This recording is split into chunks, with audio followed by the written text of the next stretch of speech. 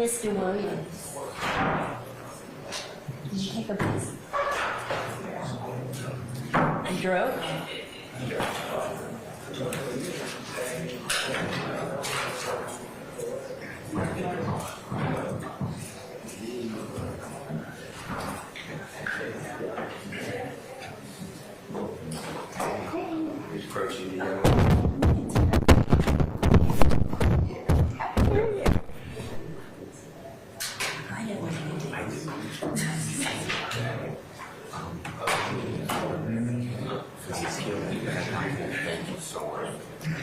Oh, you are.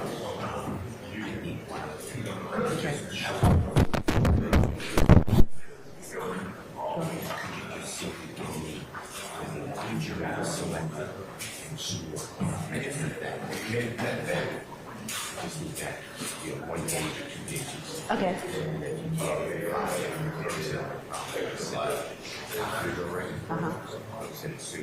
Get that done. You can. Okay, yeah, absolutely. Oh, no, I don't want to do all that. Yeah, I don't need the instructions, right? I don't need to. When you raise your hand. Okay. Yeah, you got it. Right. Testing. Oh, yeah. Well, I say that. I'll just be here till like 9 or something. But yeah, I'll try. I'll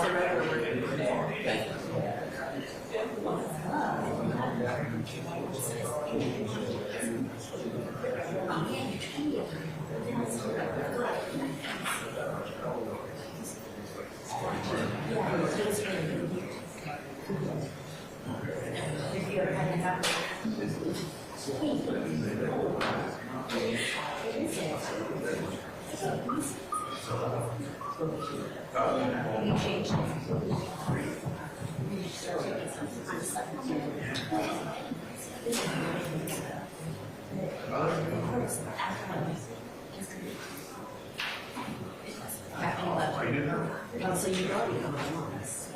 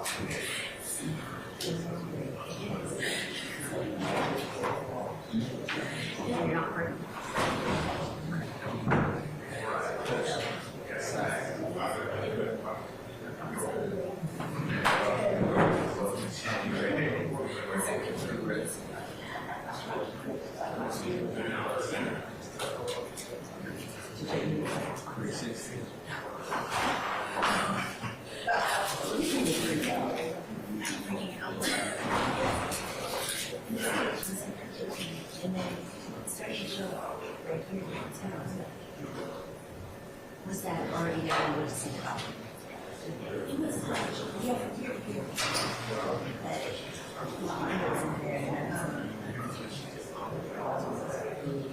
So did they find it?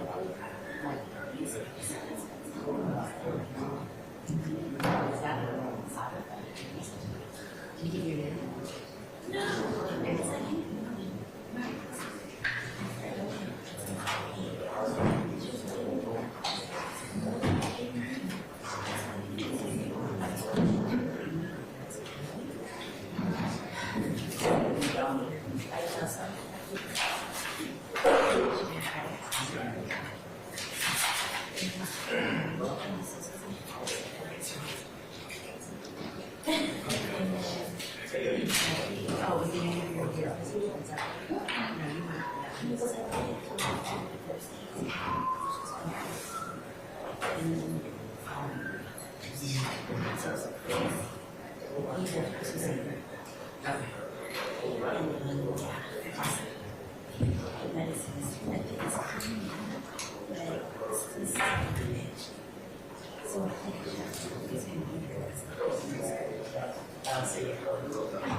Like, I'm gonna stay in there till you work out.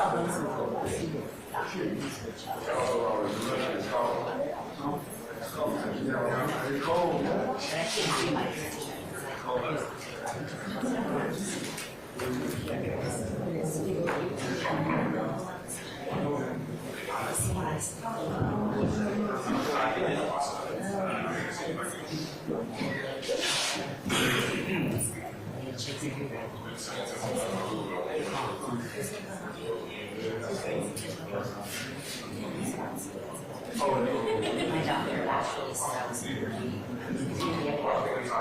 Oh, yeah. So.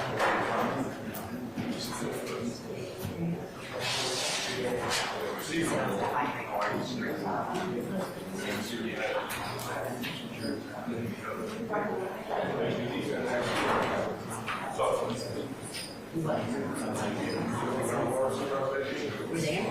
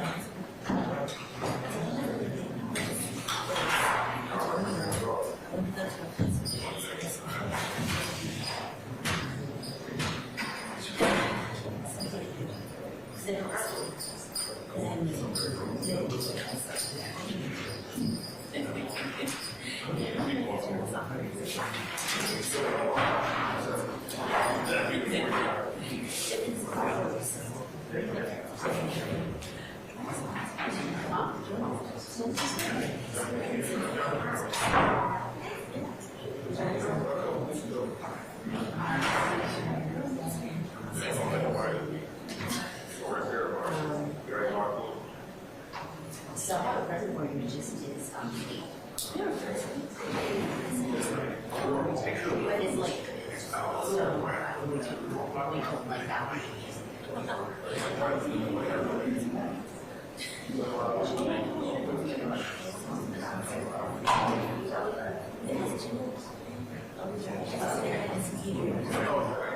Is it here? Yeah, that's the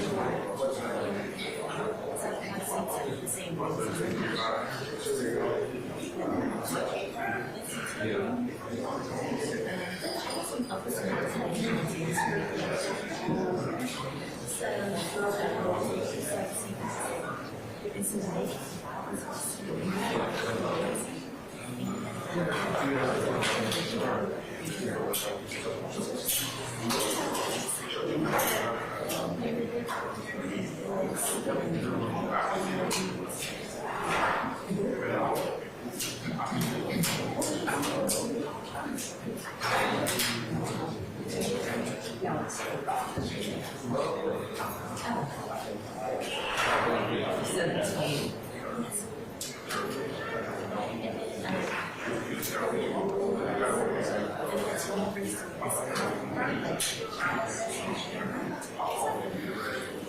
the other teenagers.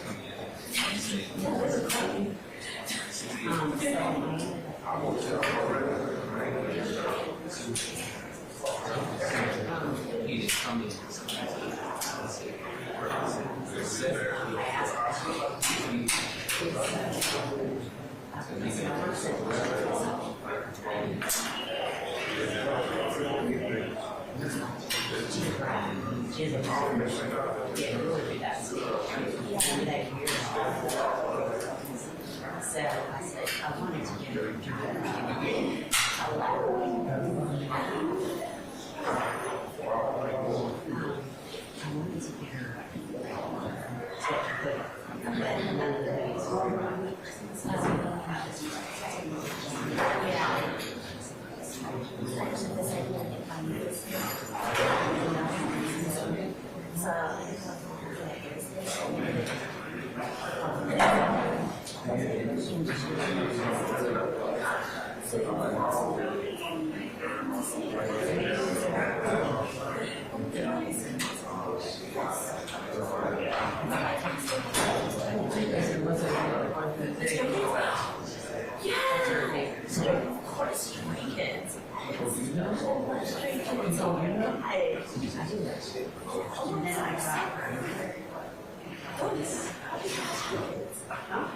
because he asked the mom, he's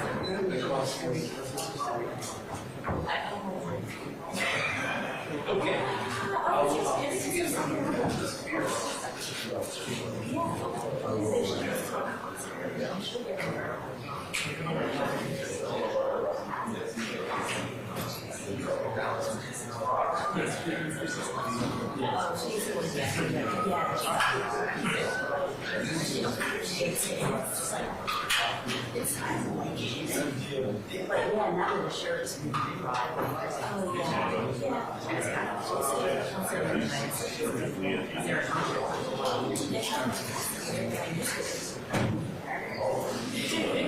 and I saw them all over.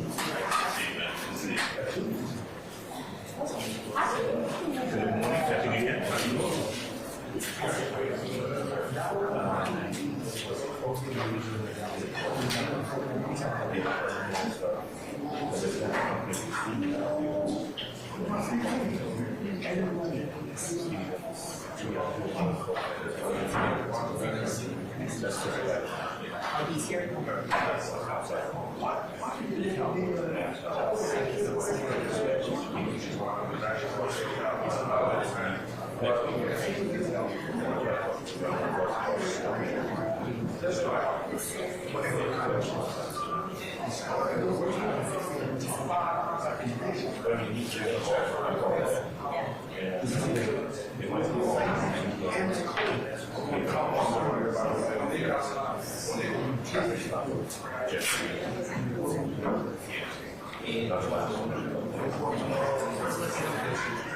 Yes. I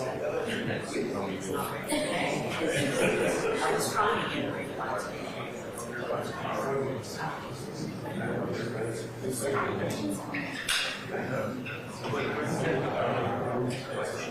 Depends how late we go.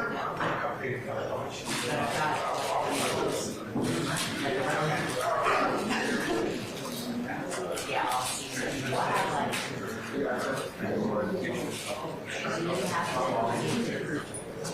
First 50 pages.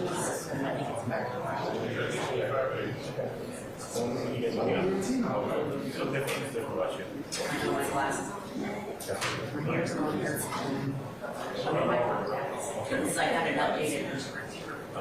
So I can actually see. But I'm very seldom because I'm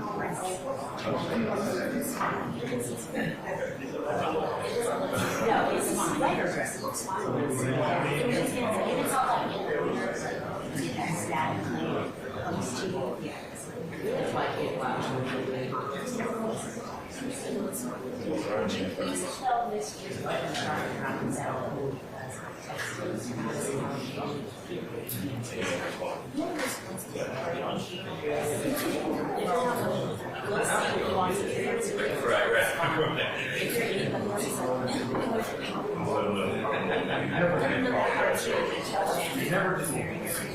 Matt's not responding. Hey, Matt. Matt. I would have said,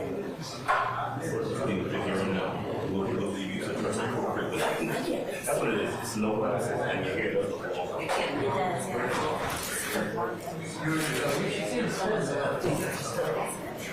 thank you.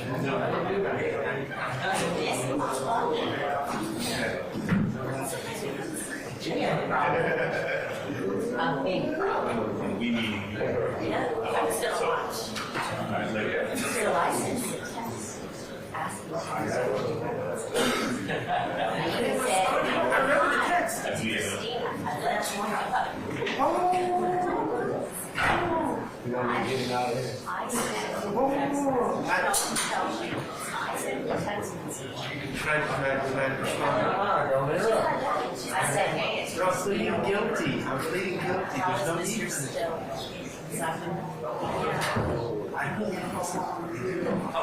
It's okay. Can I just I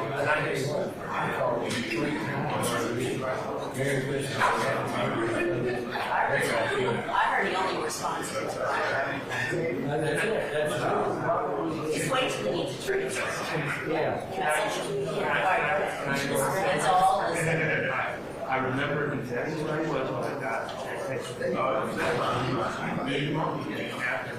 I was just leaving the jail. I was leaving the jail in Parkland, and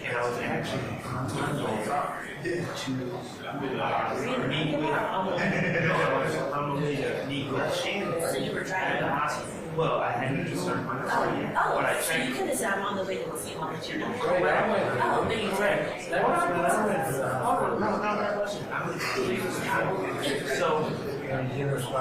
So I saw your text. I said, oh, that's very nice of you. It's not I said, oh, that's very nice. See, they don't let me. They don't let me. All right, let him. You know how I don't like interruptions. Yeah, it's I'm guilty with this one one at a day. time. So I said, oh, that's very nice of you. See Shannon. I'll tell Shannon that this week. And then once I leave Shannon, I'll give you the most updated information.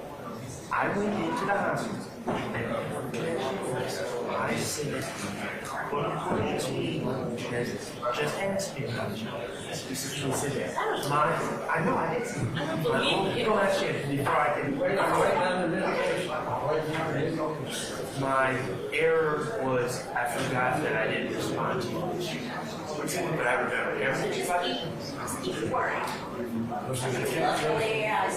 Luckily, I saw an article. I'm sorry, Mr. Gray. Thank you. No.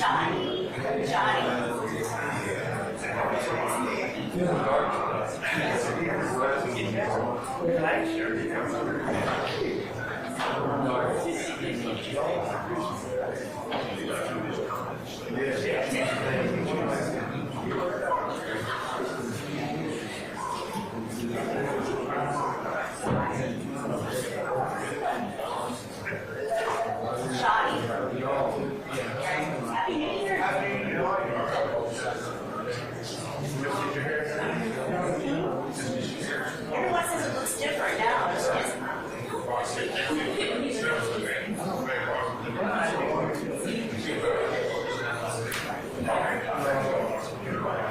Both of you can.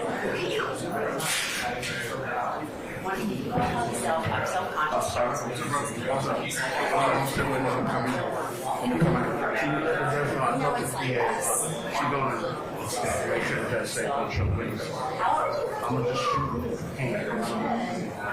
And out of I'm saying, if I don't want to just figure out so the camera point that way.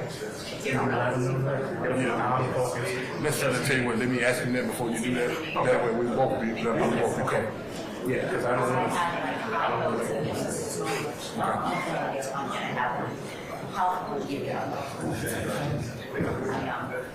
Hello? I don't want to walk out. Okay, appreciate it. We here waiting.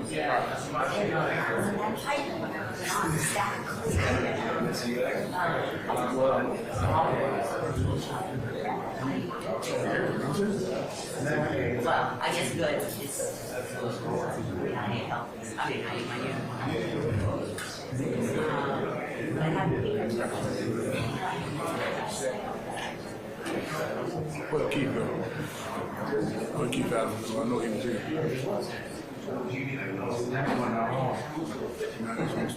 But anyway, so you're gonna be here all week?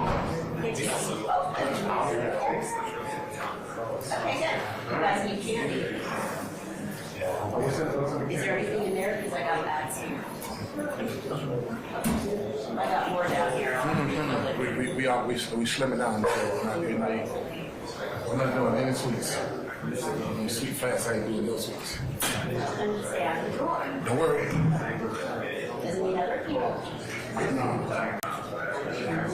Just trash talking about it.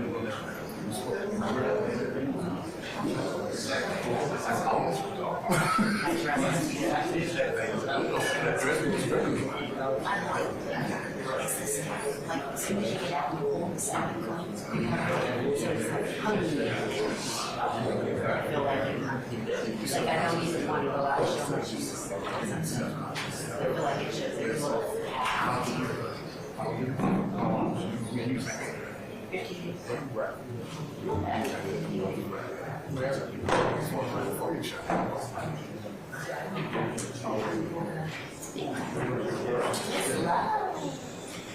New Year. I didn't see so about the duns. Oh, about the duns? No. Yeah, they said they don't need to. Yeah.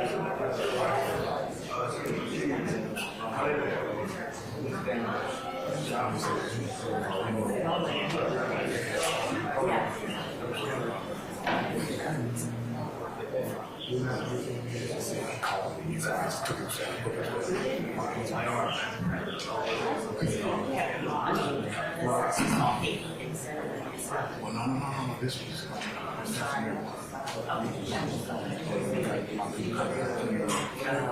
I figured that. Yeah, under normal circumstances, where we think we'll be safe. But guys, I'm glad you said that. I came in here and I was taking him to my office. So I go in the office and I see him sitting on the couch. I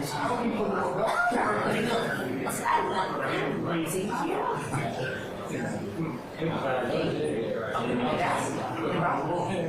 Overnight.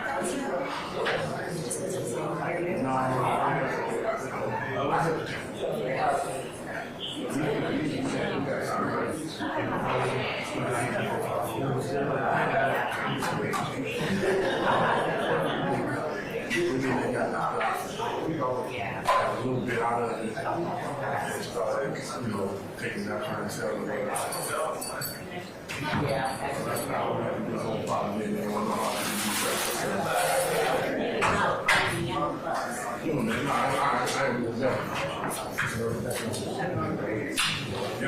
Hey, still ain't got together. Get me. And it's Charles up ready to go too. It's Charles up ready to go. One of these days. Yeah. Hey, we might catch it earlier this week. Okay. I might catch it earlier this week. All right, sounds good. Okay. You did. Oh, I do, and I read it. I'm a fan of it. Yeah. My sister went and she just went because I was going. She's not a big fan. She actually, it's different. It's very different.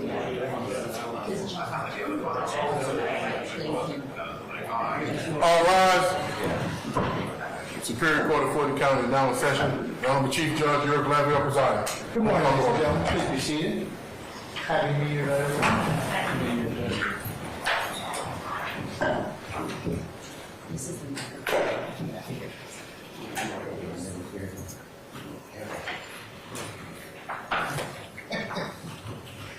You can give me the function check.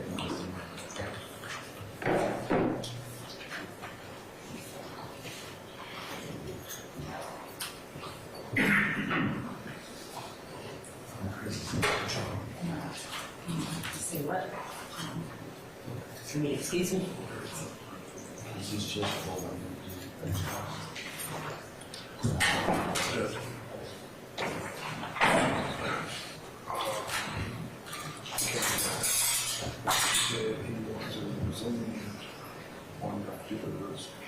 No, sorry. Witnessing.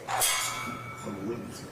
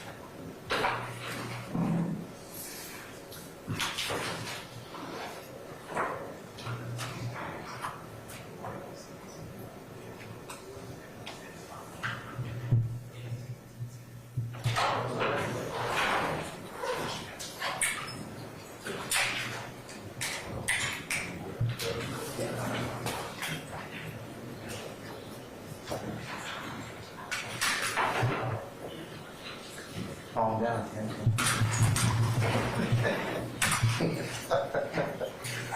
We had to do this since last year. No. I said they didn't know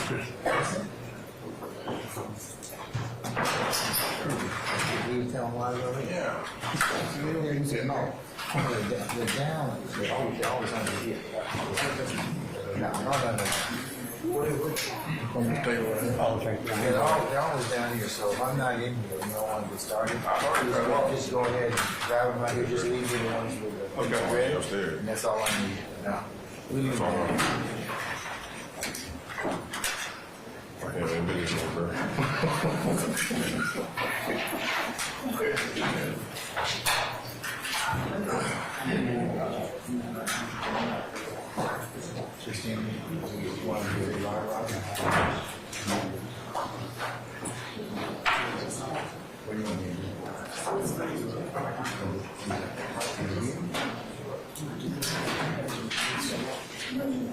It's tough, right? So this is a much more sensitive matter for you. Wes, come on up here just to see if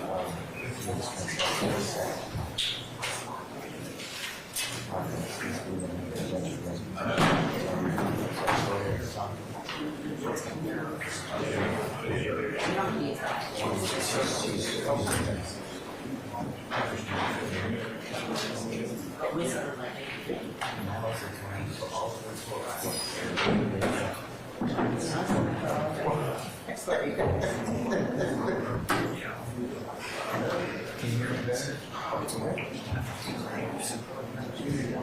Excellent. Good. So this is. I think it's gonna work. Good. Is that happy every person?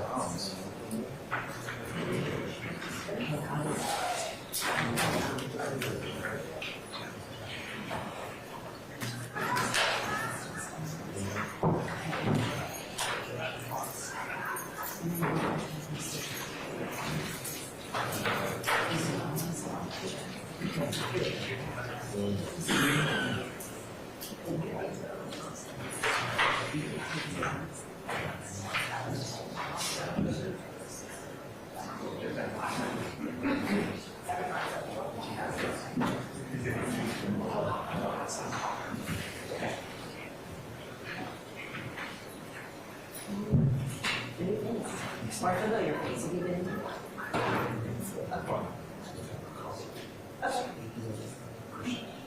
Okay, thank you. I'm gonna give this to you one time.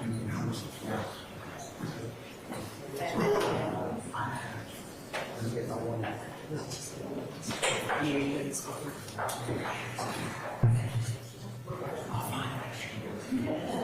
I'm just gonna nice to meet you. Nice to meet you.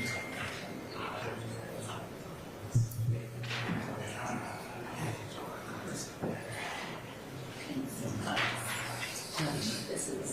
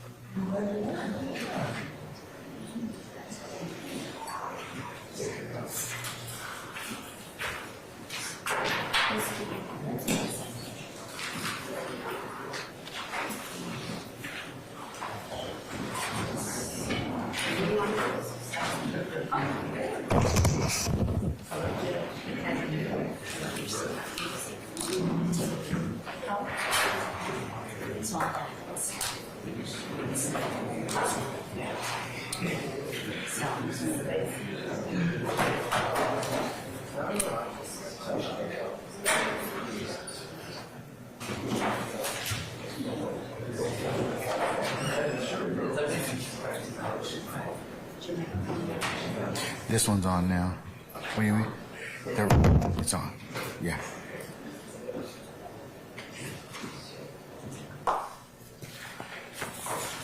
All right, parties and those interested parties, we'll go ahead and get started at this point in time. Let me go ahead and take roll. We're back on the record in the matter of the state of Georgia versus Khalif Adams et al. And 22 SC 183572. Let me go ahead and take roll for the morning. Mr. Stillwell, Mr. Botts, and Mr. Sharp, good morning. All right, Mr. Williams, Mr. Steele, Mr. Adams, and Ms. Renard, good morning. All right, Mr. Kendrick and Mr. Weinstein, good morning. Good morning, Your Honor. All right, Mr. Huey and Mr. Matthews, Jr. and Sr., good morning, gentlemen. Mr. Nichols, Mr. Harvey, Ms. Westmoreland, and Mr. Is Mr. Garner over there? Oh, there he is, okay. Mr. Garner, good morning. And then Mr. Ryan and Ms. D. Williams, good morning. All right. Man, it seems like every time I look at the state, they're either growing or they're changing parties. All right. Ladies, Ms. Hilton and Ms. Love, good morning. Mr. Smith, Mr. Brown, and Mr. Adkins, good morning. Good morning, Your Honor. All right. Okay.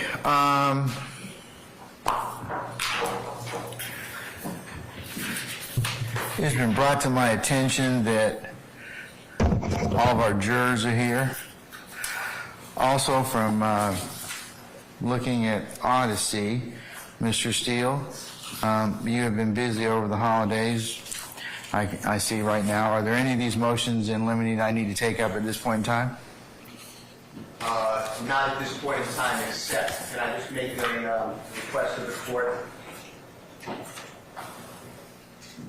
You can. I don't know if I'll honor it, but, you know, it depends. What's up?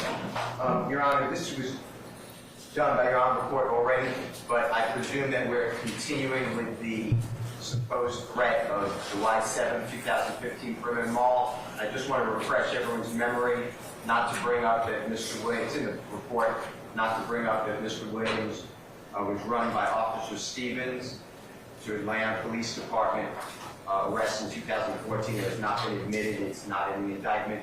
And that's where I got a photograph. And also not to mention anything about when Mr. Williams was arrested on July 15, 2015, that there was also a contemporaneous search warrant executed at his home. I'd like to, as we ordered previously, but make sure that we don't have an issue with either of those incidents, and also the double hearsay for what the valet people said about Mr. Williams and the other persons he was with always, quote, caused trouble. They're not on the list. So that's the three things. All right. Does the state have any issue, or are there any, have you advised or admonished your witnesses accordingly? We have, but we will remind Officer Stevens about that admonition. We did it prior to the break, but we will make sure we do it again. Is he testifying first, or? No, he'll be testifying either second or third. Okay, so before that, just go ahead and do that, okay? Yes. All right. Anything else I need to take up before I bring up our jurors? No, thank you, Your Honor. Okay, all right. Sergeant Ingram, can you bring out our jurors for us, please, sir?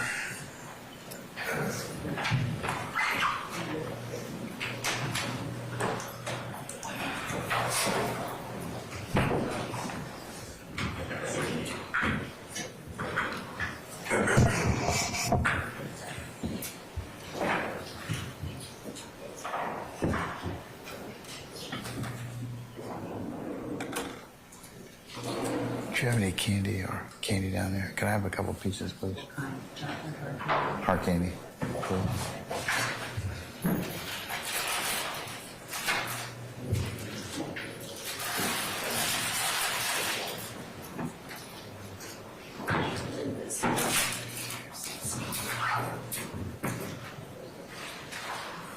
Okay.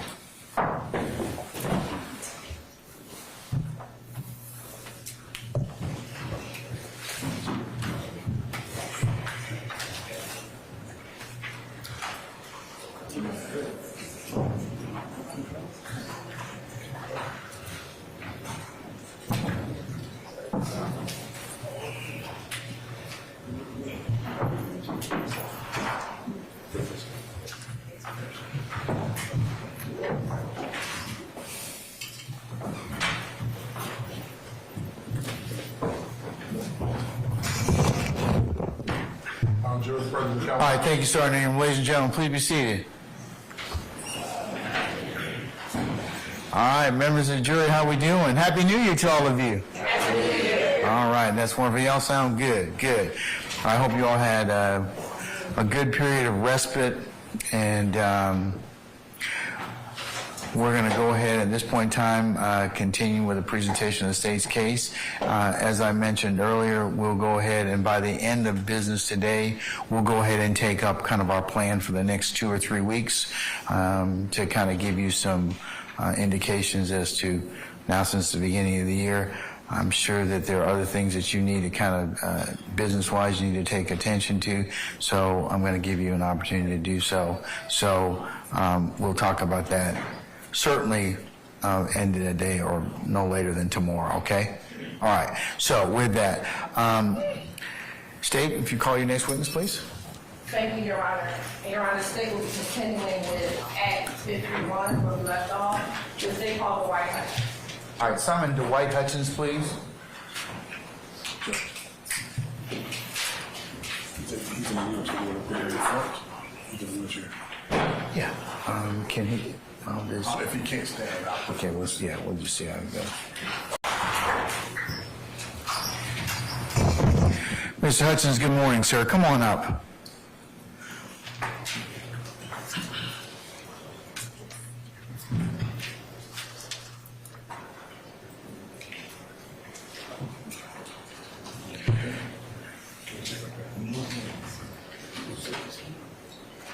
Mr. Hutchins, would you prefer to stay where you are? Would you like to be assisted into the witness stand? Your choice.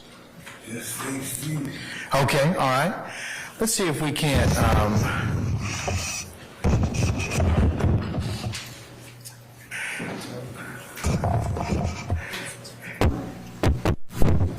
We're gonna turn you so everybody can see you. Okay. To begin with, is that okay?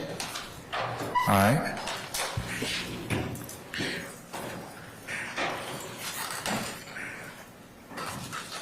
Christine, you okay? Yes. All right. All right. Mr. Hutchins, let me get you to raise your right hand if you're able to do so, sir. Raise your hand. You All swear. right, go ahead. You swear affirm the testimony you give today the truth, the whole truth, nothing but the truth? Yes. Speaking to the mic. Yes. All right, state and spell your first and last name for the court. So you go with your head down. Speaking to the My first name is Dwight. D-W-I-G-H-T. My last name is Hutchins. H-U-T-C-H-I-N-S. And good morning, Mr. Hutchins. How are you? I'm good. And Happy New Year to you. Thank you. Mr. Hutchins, do me a favor. I want you to yell in that microphone, okay? So we can all hear you, all right?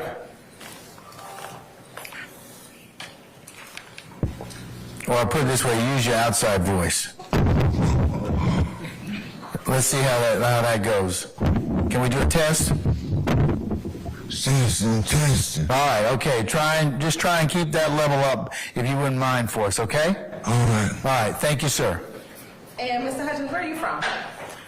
All right, Georgia. All right. And do you currently reside within the Metro Atlanta area? No, I live in Loganville. Okay. And how long have you been in Loganville? Like a year and a half. You said a year and a half? Okay. And are you currently working? No, Why aren't you working? because I had a stroke. How long ago did you have your stroke? Back when COVID started, 2020. And with you having a stroke, has it affected your memory at all?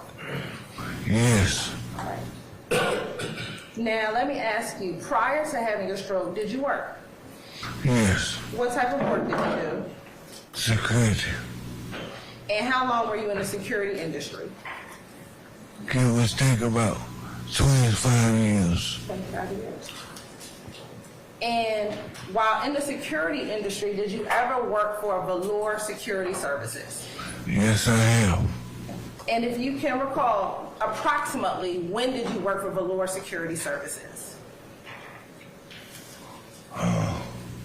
About from 2013 to 2015. And when you worked for Velour Security Services between 2013 and 2015, did you have a particular location that you were responsible for securing? We secured the whole mall. And when you say the whole mall, which mall are you referring to? Perimeter Mall. And did you work at Perimeter Mall for that entirety of that 2013 to 2015 period? Yes. When you worked at Perimeter Mall, what were some of your job duties and responsibilities? help out people to go to accident scenes, wherever they may be. He said to go to accident scenes. If you shook your head, is that a yes? Yes, And is that accident scenes within the mall? yes, Did you ever have the responsibility for patrolling outside of the mall as well?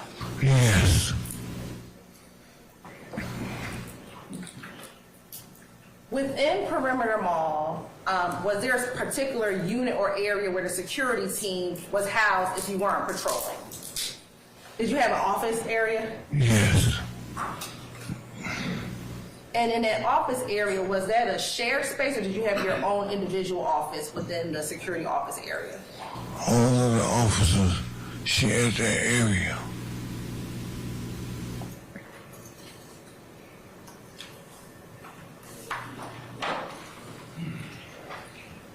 And was that area a secured area? Yes,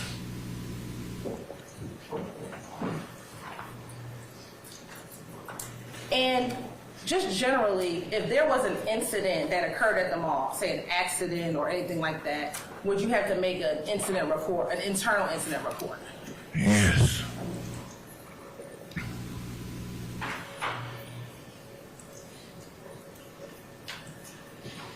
And generally, when there was, say, an accident at the mall, did you always have to call outside law enforcement, or was that only on certain occasions? no. It was only in certain occasions. Why would you have to call law enforcement out? If somebody slipped and fell and hurt themselves, well, catalytic converters, things of that nature. And when we say Cadillac converters, what do you mean? They were cutting them off. They were cutting them off at the mall. Yes, Like people would come up and cut off people's Cadillac converters. yes, If there were any crimes like theft, would you have to call the police? I wouldn't have to call him per se. Who would have to call? Mr. May, Mr. May. And who was Mr. May? he's director of security. He was director of security.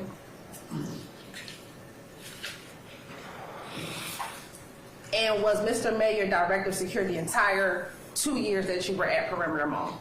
Yes,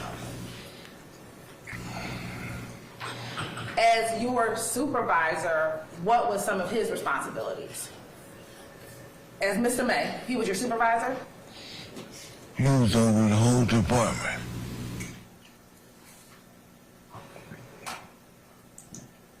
And do you know, as his job over the entire department, some of his responsibilities? No, Would he sometimes be called to assist you if you needed assistance? if I called him, Now, I want to direct your attention to July of 2015. Were you working for velour services at Perimeter Mall? yes, And taking you back to July 2015, which is a while ago, did you have the occasion to encounter a group of men on hoverboards? yes. If you can tell the jury, what do you remember about your first encounter with them? When my first encounter was when I spoke to him, I explained the policy that they could be injured and liability issue. One guy stepped down, and then the other guy said, "Get back on your board." So how many guys were on hoverboards? 2, And you were explaining to them why they could not be on hoverboards? yes, Right. And was that part of the mall policy why they could not be on hoverboards? yes, due to liability issue. And I believe you just said, I just want to clarify, that when you spoke to them, one person got off the hoverboard, the other remained on the hoverboard. And you're shaking your head, is that a yes? Yes,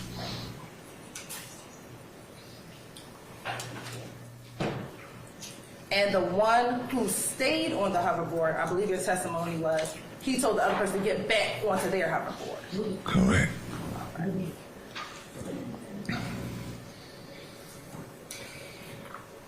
Once that occurred, what, if anything, did you do as it relates to those two individuals still on their hoverboards? I just kept explaining the policy. And did they say anything to you as you kept on explaining their policy? Your policy, y'all. They said they were leaving. What was their demeanor? I get tormented. It was all right. I'm sorry, say that one more time. Toward me, it was okay. Towards you, it was okay. All right. Now, when they did not get off of their hoverboards, what did you do? I called Mr. May. And why did you call Mr. May? That's for his job. When I can't handle something, I call him. When you can't do what? I can't. Handle something. And when you say you can't handle something, what couldn't you handle with this particular incident? Well, they kept riding, and I ain't gonna put my hand on nobody. So I called him. Let him explain it to him. And were you able to reach Mr. May? Yes. All right. And did Mr. May, what happened with Mr. May? He asked for my location. They came to my location. All right. And what location were you at the time? Champs. And what type of store was Champs? A shoe store. And when Mr. May got to the shoe store, what happened? I advised him of my situation, and he went and spoke to him. And what happened when he began to speak with them? They were leaving, so he said they're leaving anyway. And what was their demeanor like when they said that they were leaving? I mean, I don't know what you mean by it. Okay. Were they hostile or what? Yeah. How were they acting? They were acting normal. They were just riding. They were just riding. All right. All right. And did they get off the hoverboard? No. All right. What happened next? We escorted them to the front of the mall, up the escalator. And were they still on the hoverboards when you Yes. escorted them out the mall? Yes. All right. And what happened after you escorted them out the mall? We escorted them to valet where they were parked. All right. And did you go down to the valet area where they were parked? Yes. All right. What happened once at the valet area? During that time, I kind of checked out because we already got them at the mall, so it's all good. Okay. You said you checked out because it was all good at that point. All right. Did you hear them saying anything at that point? I just heard a lot of profanity. And who was giving profanity? I'm not sure. Oh, you don't know which one? Okay.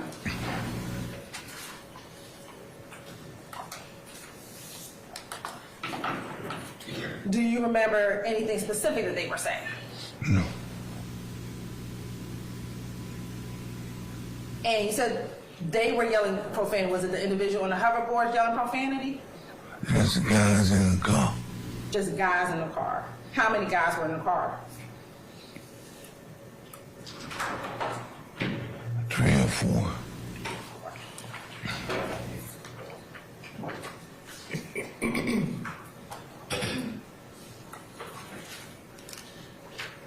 And today, so you don't recall what they were saying? No. No. Okay.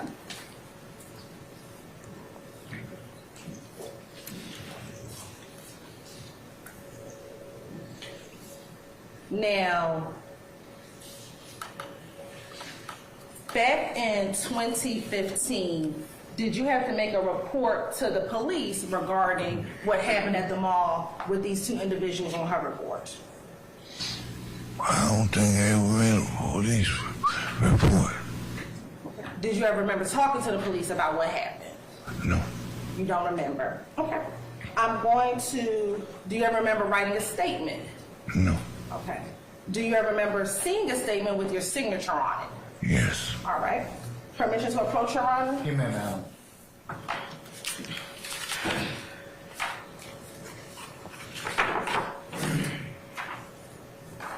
I believe the defense counsel all has this statement, but I'm going to show this to Mr. Hutchins. Ms. Hutchins, I'm going to show you what's been marked as State's Exhibit 190P.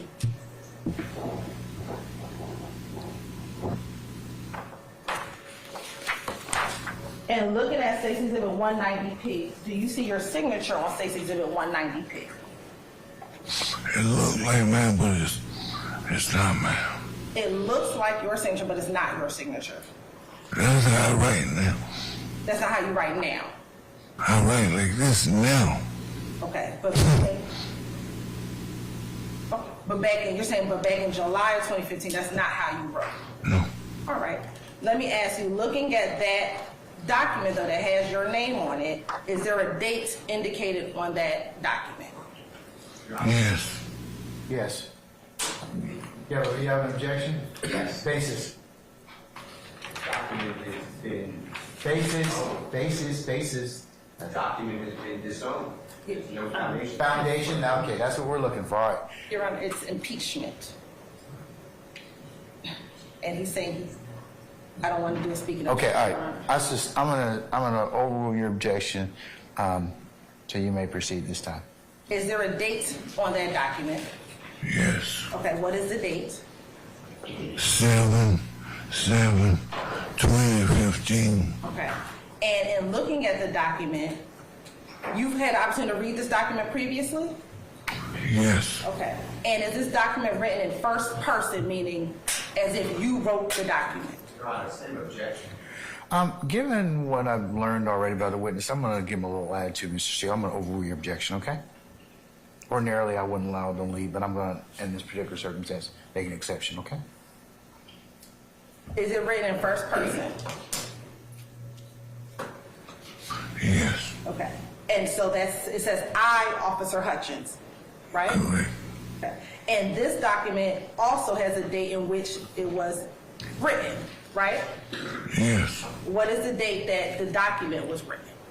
July 7th, 2015. All right. And this same document was written closer in time to the incident that we're referring to, which was July 2015. I can't say. You can't say. But there's your signature.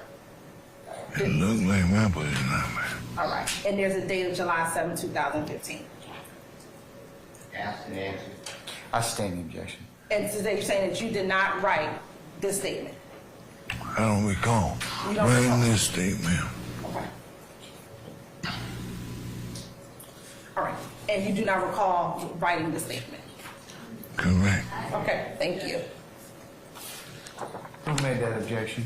What, as I'm sorry? objection as an answer. I sustain the objection.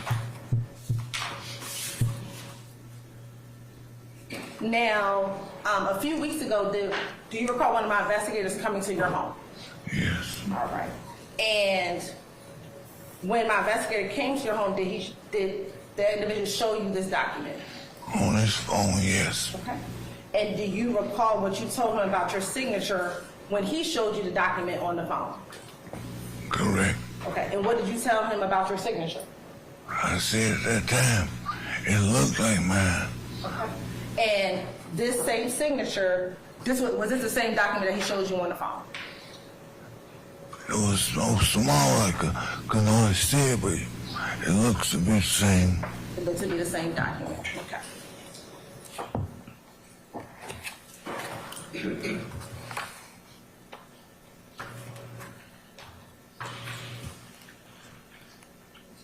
Now, Mr. Hutchins, as it relates to, you said that you kind of had to escort these individuals from the hoverboards out of the mall.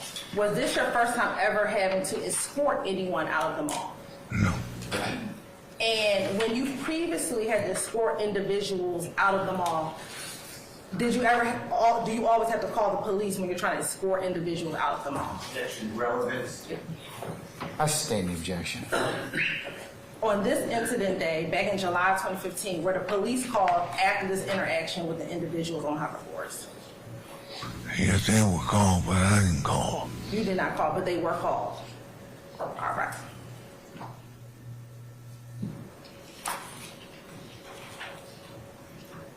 Now, back in 2015, when you first encountered the individuals on hoverboards, did you know their names or who they were? No. Okay. Back in 2015, is it safe to say you had never met those individuals prior to that interaction that you had with them on the hoverboards? Correct. All right. And at the conclusion of the interaction with those males, did you learn their names at any point in time? After they left the mall, How did you learn their names once they left the mall? well, they are people that recognized them.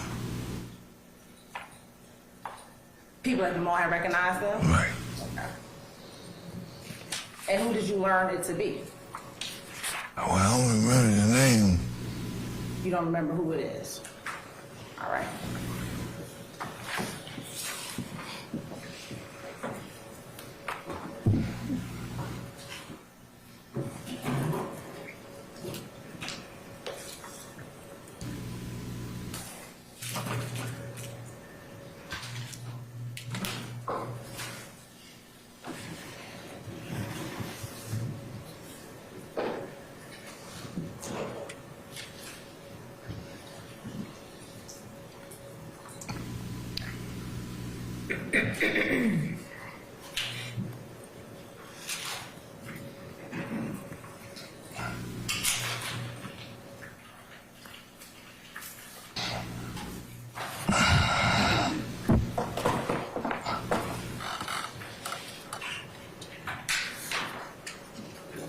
I'm going to show you what's already been admitted as State's Exhibits 184P.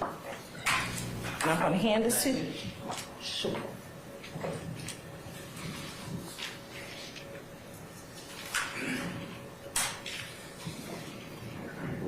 Yeah, 184.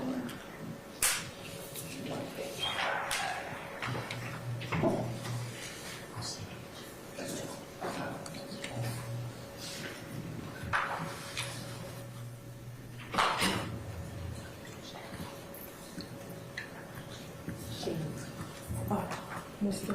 Ernst, and Ms. Sharon capabilities.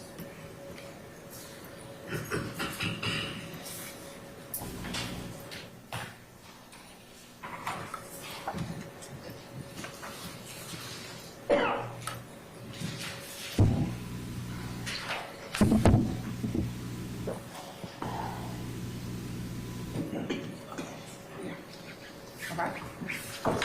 And Mr. Hudson, I'm going to show you right here. And for the jury's on the screen, State's Exhibit 184P. Have you seen that picture before? Yes. Okay. And do you see yourself in State's Exhibit 184P? Yes. If you can tell the jury, where are you at in State's Exhibit 184P? At the top of the escalator. Okay. And at the top of the escalator, there's two individuals. Which one are you? I'm the one on the left with the flight jacket. With the flight jacket, with the vest on. All right. And now I'm going to show you what's been marked as State's Exhibit 185P. And have you seen that picture before? Yes. All right. And looking at State's Exhibit 185P, do you recognize the individual in 185P? I don't recognize him, but that's the gentleman that I spoke to. That's the gentleman that you spoke to. And when speaking about the two individuals, initially one stayed on the hoverboard and one came off the hoverboard. The individual in 185P, which one was he?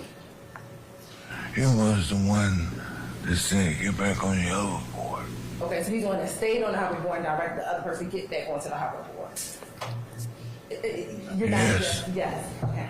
And down at the valet, when you said that people were cussing, was he one of those individuals that was cussing down at the valet? I don't know. You don't know. I didn't see him per se Okay. So that's your testimony today. You did not see him per se. because, like I said, once we got him out the building, I kind of checked out because we had already done our job. Okay. And you were the one who first had the first interactions with these individuals? Yes, And you were the one who called Mr. May?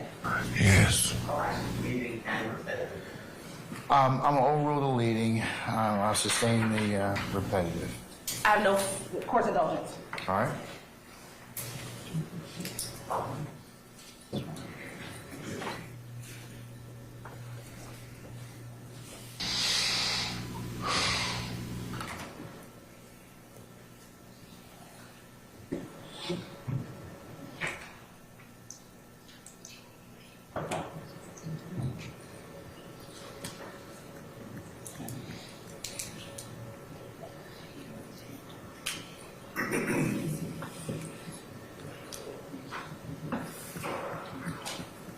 Just one last question, Mr. Hutchins.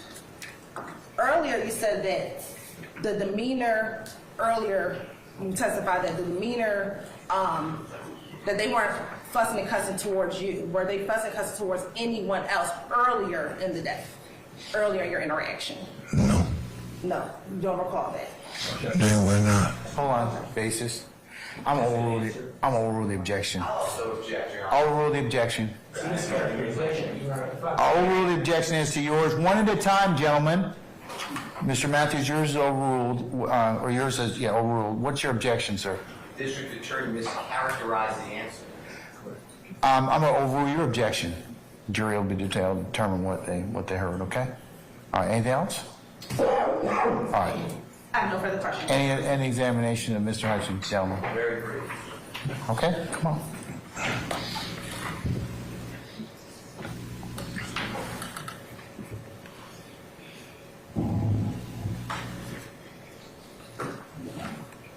For ease, question from that corner. You may, sir.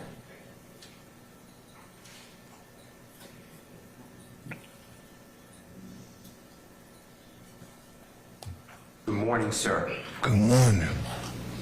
We all hope that you feel better and keep recovering. Thank you. Do you, have you read what was shown to you as a number 190P? It's that document that the district attorney was asking you if your signature was on that? Correct. Okay. Do you know where that document is right now by any chance? No, the original. Is that it right there? Your Honor, may I approach 1 second? You may. May I approach you, sir? Yes. I'm going to show you this, and if you can't read it, just let us know, okay? I see you with reading glasses.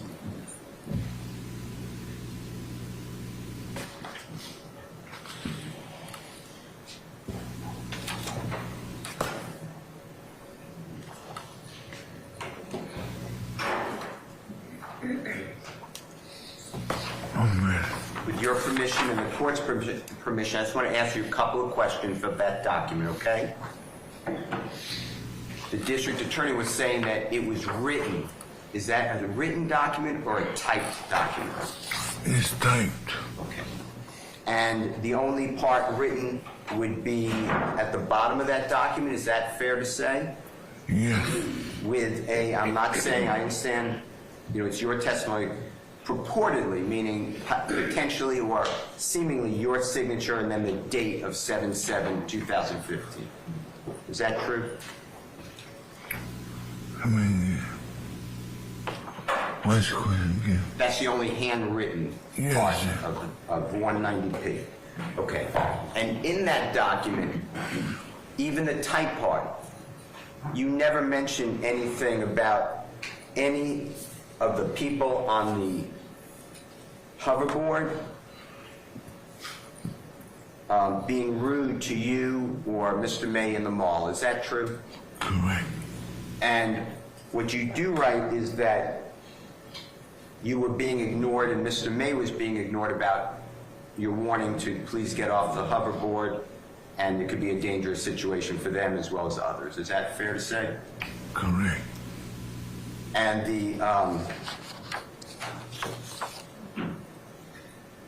And the people on the hoverboard made it known, and they did leave the mall. Fair to say? Yes.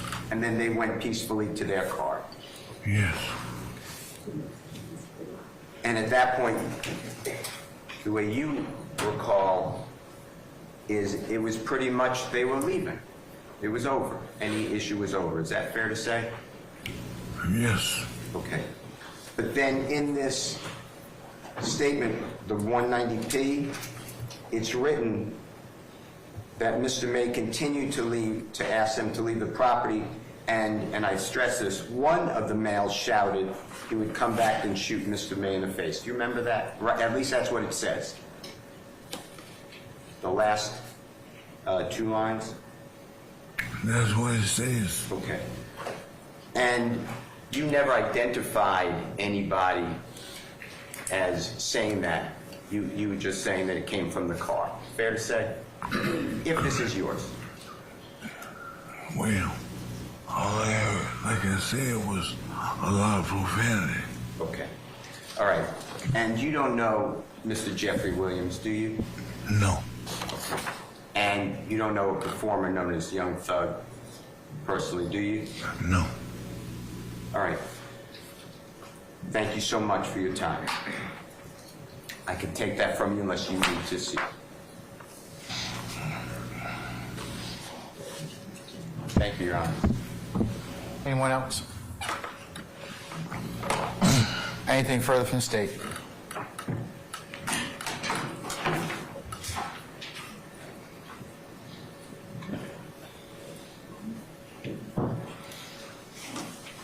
Mr. Steele just asked you if you knew Mr. Young Thug personally.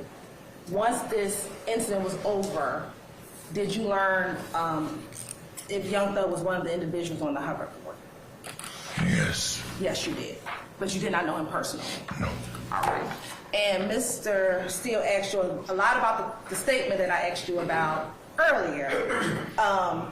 And again, looking at Exhibit 190P, today your testimony is that you heard a lot of cursing. Looking at 190P and that last line, what is in that statement regarding what the individuals in the car said upon leaving the location?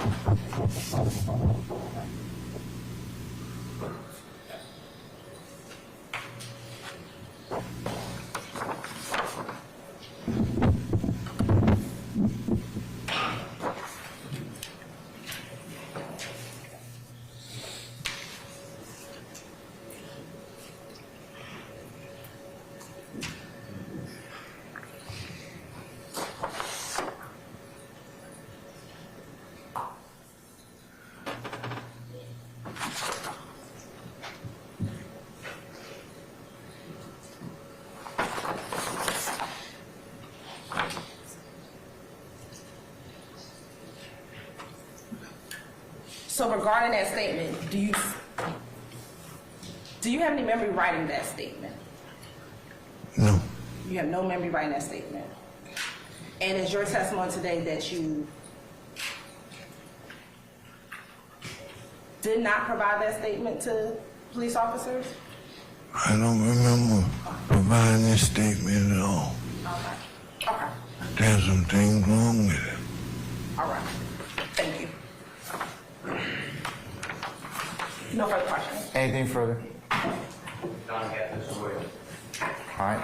Anyone else? Okay, may Mr. Hudson's be permanently or temporarily excused as a witness? He can be permanently excused. All right, Mr. Hutchins, I'm going to permanently excuse you as a witness. Thank you for your patience with us. And please don't discuss your testimony with anybody except the attorneys in this case, okay? All right. All right, thank you, sir. Thank you.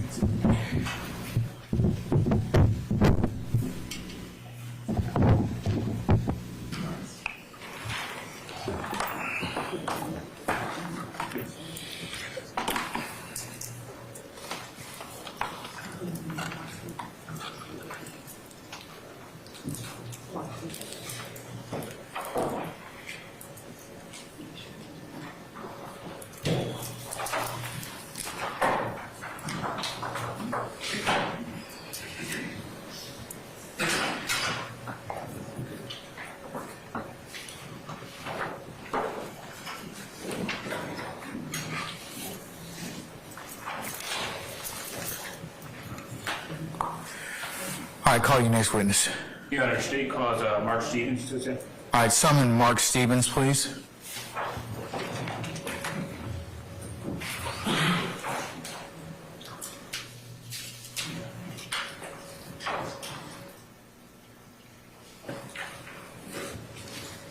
Mr. Stevens, good morning, sir. Sir, if you could please approach the witness stand. Once you get there, if you'd be so kind to turn and face Sergeant Ingram, who's sworn as a witness, before you sit down. Yes, sir. Raise your right hand. Swear affirm testimony you give the truth, the whole truth, nothing but the truth. I do. Absolutely. Thank you.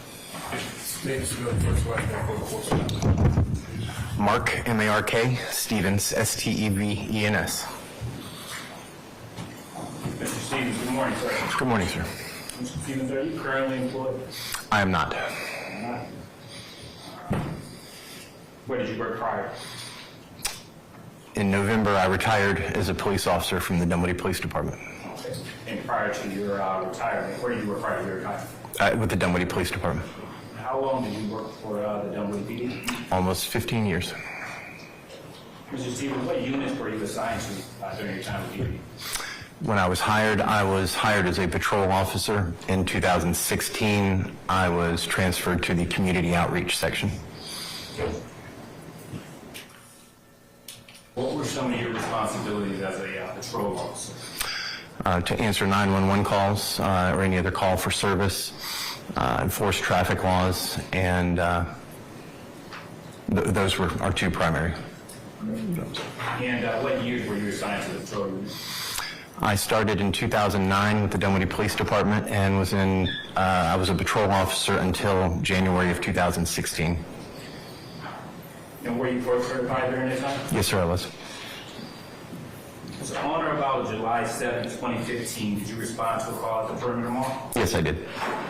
What was the nature of that call? It was a threats call. After you arrived on scene, who did you speak with?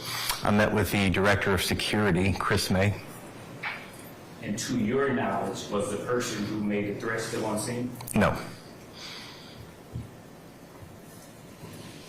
Were you given any vehicle information to identify the person who made the threat? Yes, sir. It was a white four-door Jaguar with a partial Georgia temporary plate.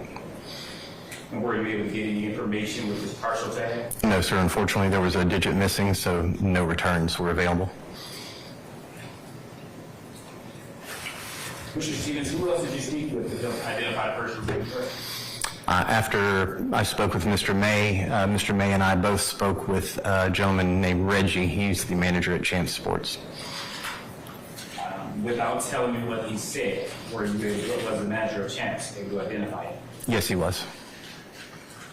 What was the name of the person he identified? He identified the subject that made a previous purchase as a rapper known as Young Thug. Was Mr. May able to identify the person who threatened him? Yes, he was. And how did Mr. May identify the person? Mr. May did an images search on his phone and pulled up a picture where he identified that person, in the photograph, was the one that made the threat against him. And once you learned the person's name was Young Thug, what did you do?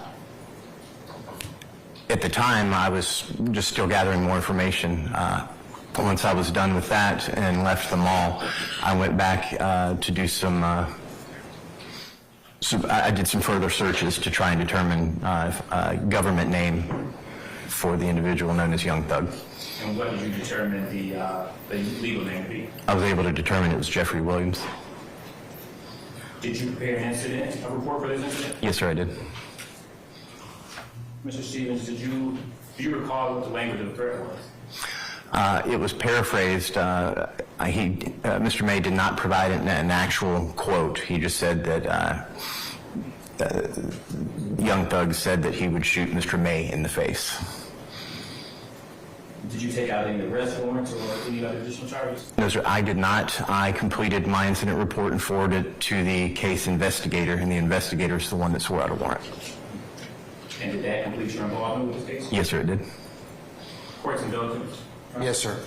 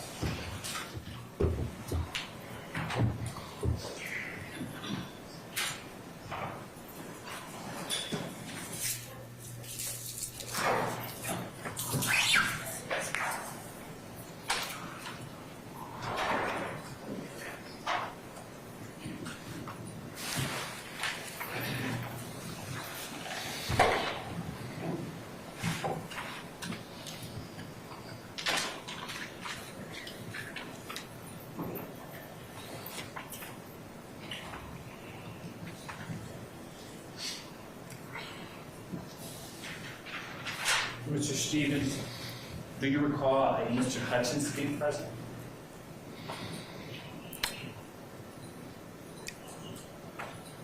The only, the name I do not recall off the top of my head. It's possible that that might have been one of the security officers involved, or, but the name does not, I don't recall the name off the top of my head, no.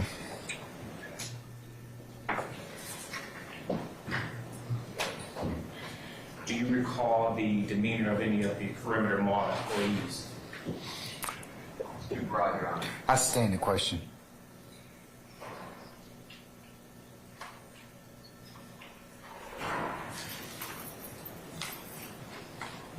Who do you remember being present during this interaction? I was not actually there, so I did not witness the interaction between the mall personnel and any other individuals.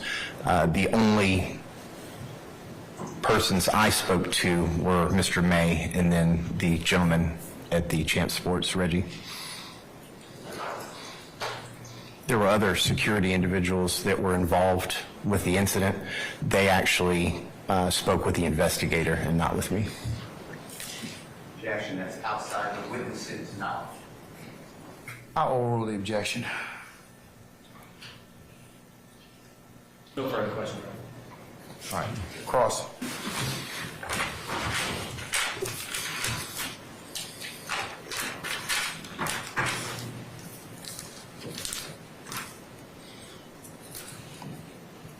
Good morning, former officer. Good morning, Counselor. Thank you for your service. Thank you, sir. If you need to see anything with your report to refresh your memory, just let us know. If it's in front of you, just let us know that you're looking at something, okay? Yes, sir. Okay. Just want to ask you a couple of things. I think this is clear, but just to breeze through this. You were not there at the time this supposed incident occurred. Is that fair to say? That is correct. And you get a call later through your dispatcher coworkers to come to Perimeter Mall and you do it for the unit.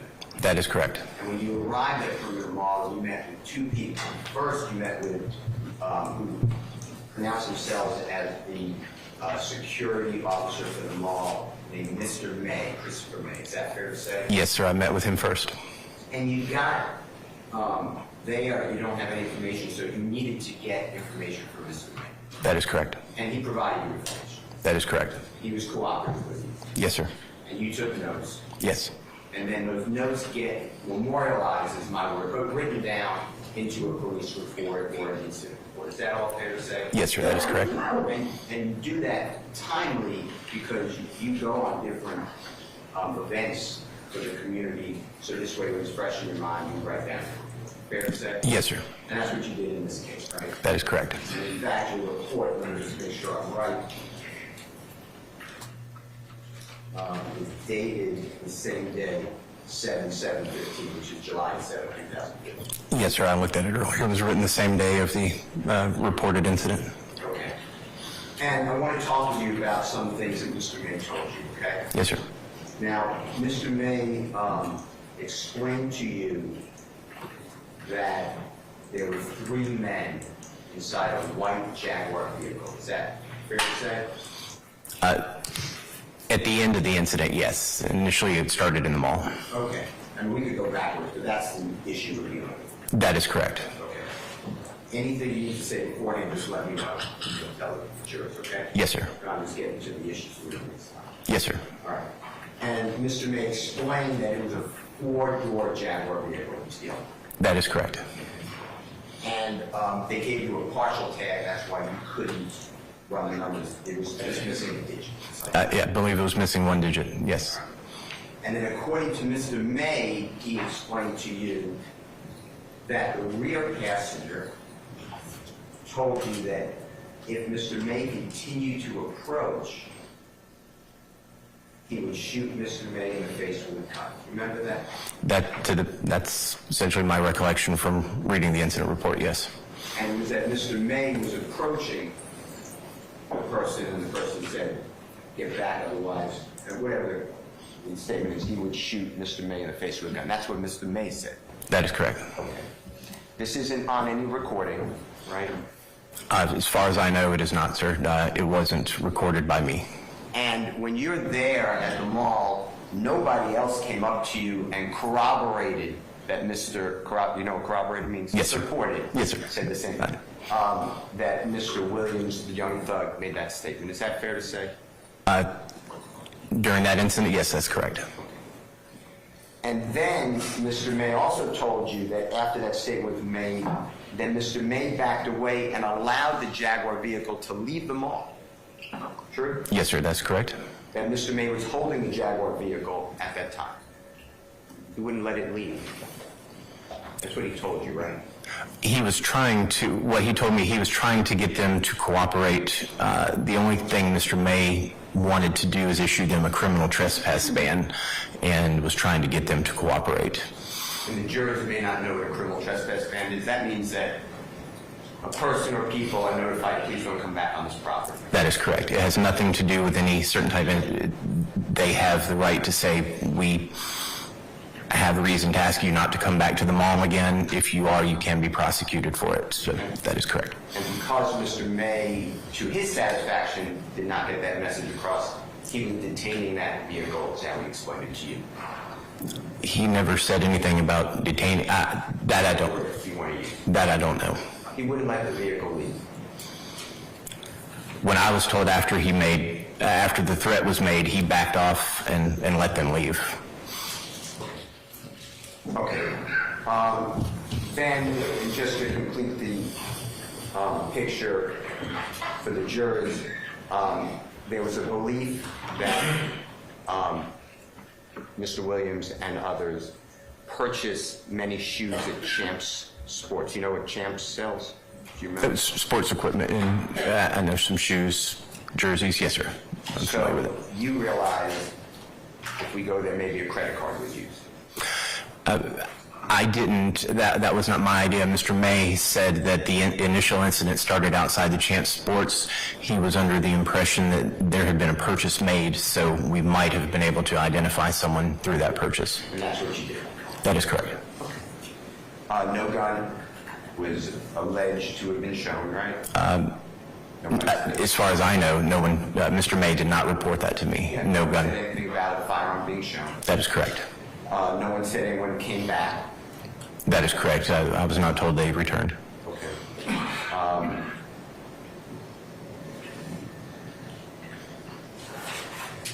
You wrote this up as a disorderly conduct. Do you remember that? Do you mind if I take a look? I don't know if I didn't.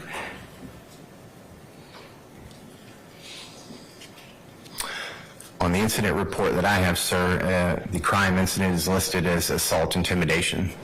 Do you see the top? Maybe we're looking at different reports. See the top center, and otherwise let me approach and see what you're looking at. Yes, sir. I have the incident report that, and I'm more. May I approach and see what you're looking at? You may. Counselor, this is the incident report that I did. If it starts with Domoney Police Department, the crime is listed here. The one that I have is assault intimidation. Can I look at it for a second? Absolutely. You might not want to turn the page. No, absolutely.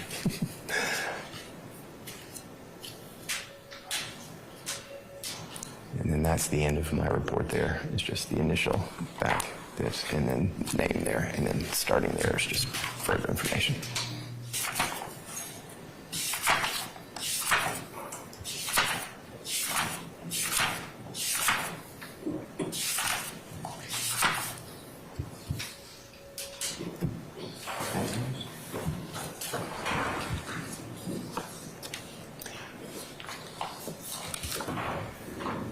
I'm showing you, you know what, let me show you this return, please.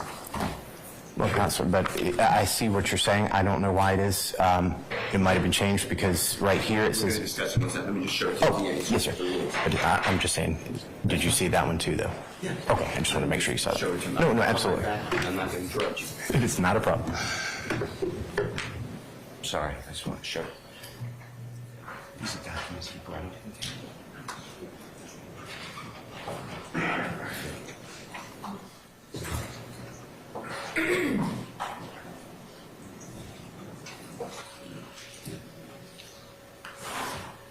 I'm going to approach you again, okay? Yes, sir. All right, I just want to show you this. No, certainly. All right.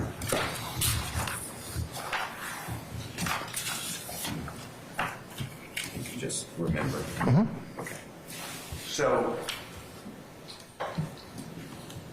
if you don't mind looking at what I think yours is, what is that, page 3? Yes, That you were looking at? that is correct. And that's your incident report, right? It has my name down at the bottom as the reporting officer, yes. Okay. I'd like you to look also at page 25 on the lower right, and I handed it to you. I showed the district attorney already. Yes, sir. That's your... Objection, Your Honor. Basis. I believe that's the witness's report. Good question. Let me see it, please. What are you questioning from, Mr. Steele? May I ask it? Yeah, okay. I've just got the 2 pages that are together. That's all right.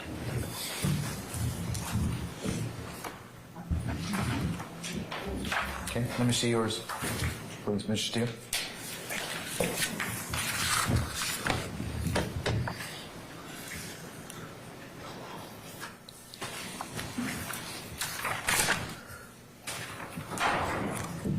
Can I see yours again, please?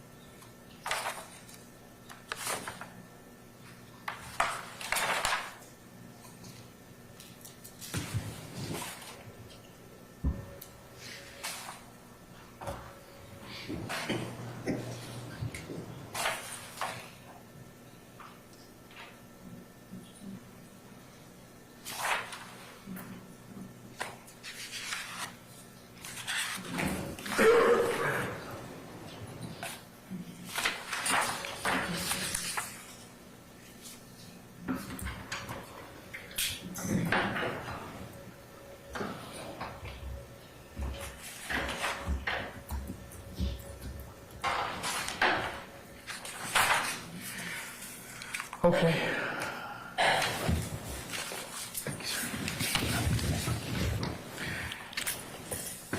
Mr. Steele, in order to ask him, I'll sustain his objection. In order for you to ask more questions, you're probably going to need to clarify what you're showing him.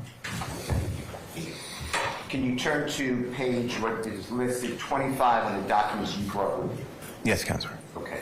And is that your reporting officer narrative? Yes, it is. Okay.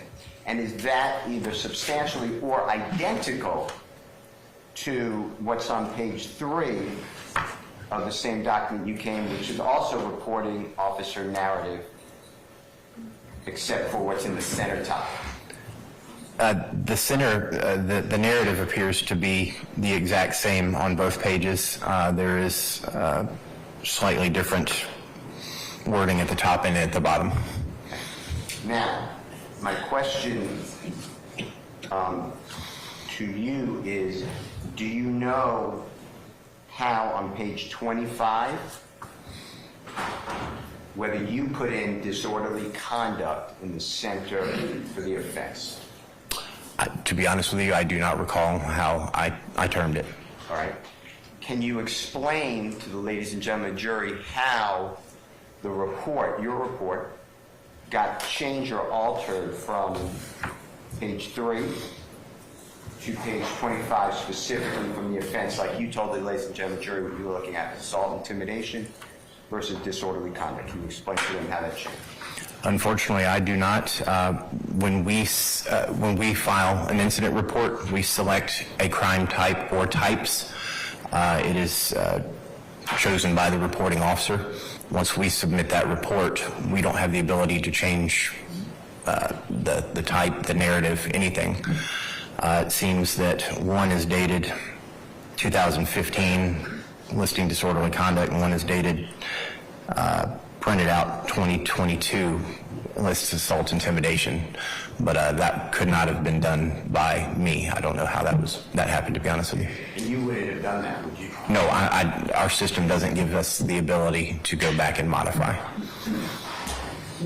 And the disorderly conduct is the reporting officer narrative that was in July 7, 2015. Is that fair to say? Yes, it says date and time of the report is July 7th. This was printed on July 9th and listed as disorderly conduct. That's pretty much concluded your work on this case. Is that fair to say? That is correct. After the incident report, the detective handled the case from there. Thank you again. Thank you, Counsel. Any further examination? Any further redirect, sir? Just briefly, Your Honor.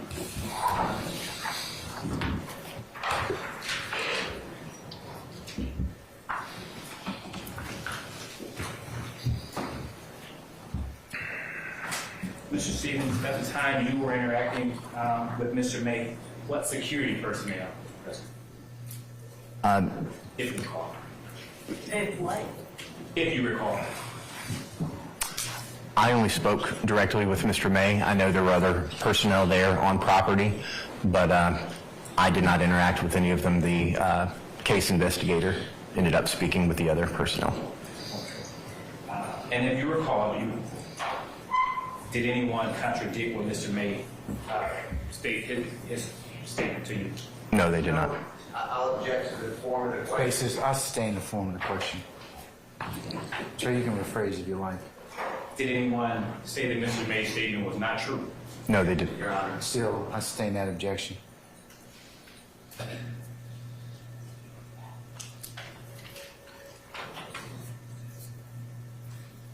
Was this a direct quote by Mr. May? No, a direct quote was not provided to me. Mr. Steele asked you if Mr. May said, if you approach, I will shoot you in the face. And these were not, were these exact, Mr. May's exact words? No, sir. I paraphrase what is said. If a direct quote, such as "my name is Smith," is used, I use quotation marks to note that that is a direct quote used by an individual. Without direct quotes is only paraphrased. Did you put it? No further questions, Your Honor. Anything further? No. All right. At this point in time, may Mr. Stevens be permanently temporarily excused as a witness? Permanently, Your Honor. All right. Mr. Stevens, I'm going to permanently excuse you as a witness. Appreciate your patience with us. Just don't discuss the testimony of anybody except the attorneys in this case, okay? Yes, sir. All right, thank you, sir. Thank you, Judge.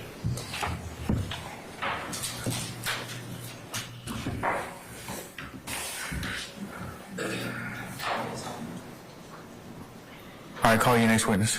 Your Honor, state called Sergeant Sean Lenahan to the stand. Sergeant Lanahan? Lenahan. Lanahan. All right, summon Sergeant Lanahan, please.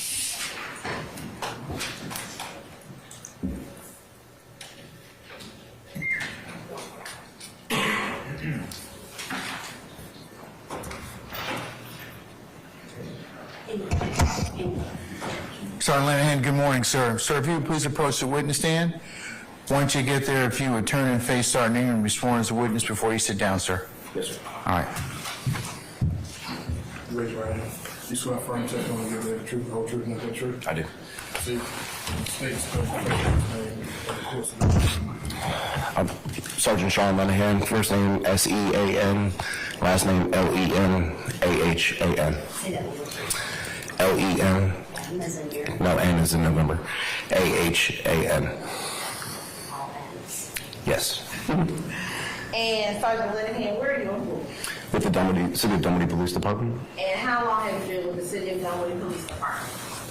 11 years. And what's your current assignment? I am a patrol supervisor, sergeant on the road. And how long have you served as a sergeant? Since 2015. And prior to your role as a sergeant, what did you do in Dunwoody?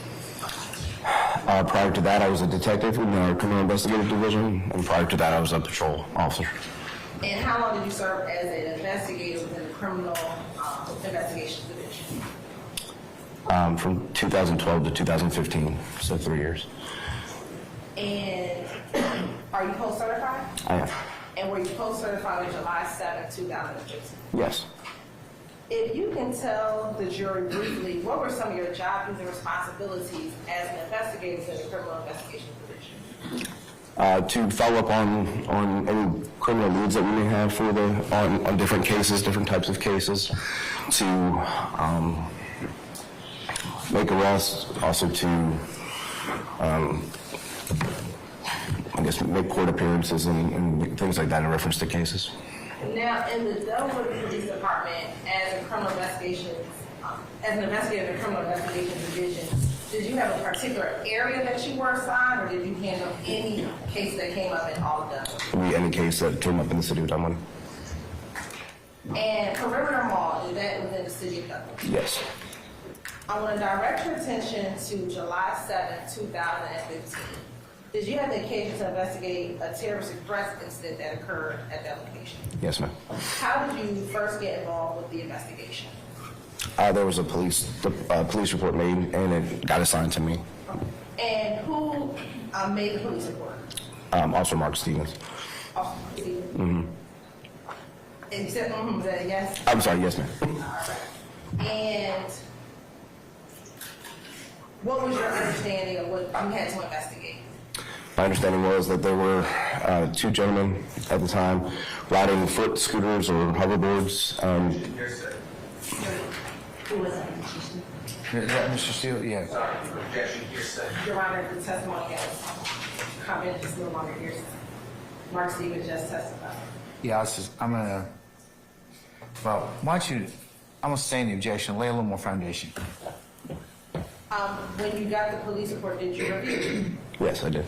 And once you reviewed it, what was your understanding of what you needed to investigate? Objection, same objection. Overrule the objection. Go ahead. Okay. My understanding was a terroristic threat of a person threatening to shoot another person in the face with a gun.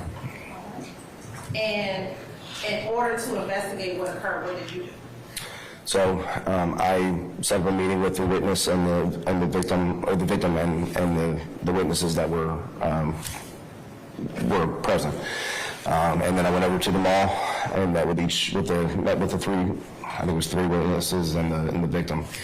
And I'm sorry. Okay. So then I asked them to write statements, and then I would come back and pick them up. Each person to write their own statement, and I would come back and pick it up. And then I left the scene, or I left the office, and then I went back and did other things, and came back and picked it up another day. So let's slow that down. Okay. You went super fast. Oh, okay. All right. So you said that your responsibility was to investigate a terrorist threat. Correct. And when did you first get the police report handed to you? Do you recall? I believe it was July 7th, 2015. And let me first ask, on July 7th, 2015, when you first get the report from Officer Stevens, did you go to the mall on that day or another day? I believe it was the next day or the day after. I'm not sure the exact day, but it was shortly after that, yes. And when you went to the mall, what did you do?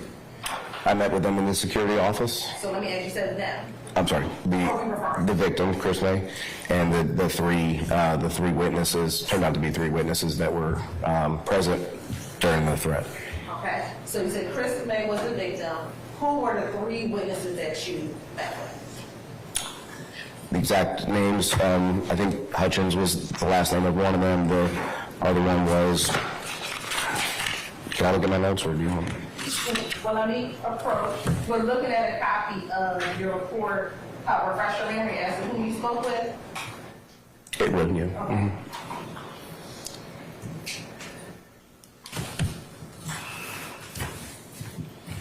I want to show you what will be marked as State's Exhibit 191P, and I can show it to you.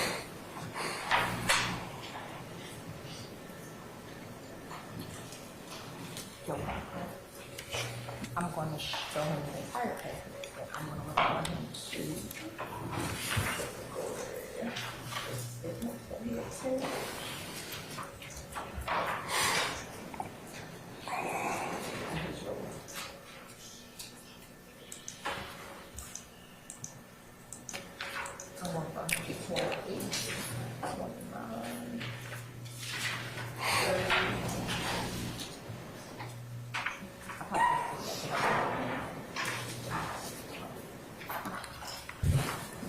I'm going to show you. Oh, thank you.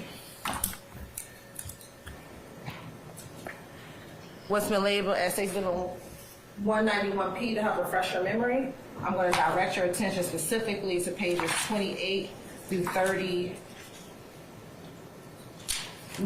Tell me if that helps refresh your memory as to the three witnesses that you met.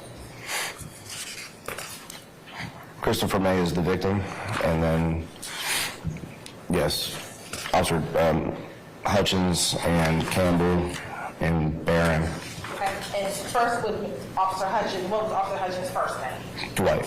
Okay. And what about Officer Campbell? Officer Campbell,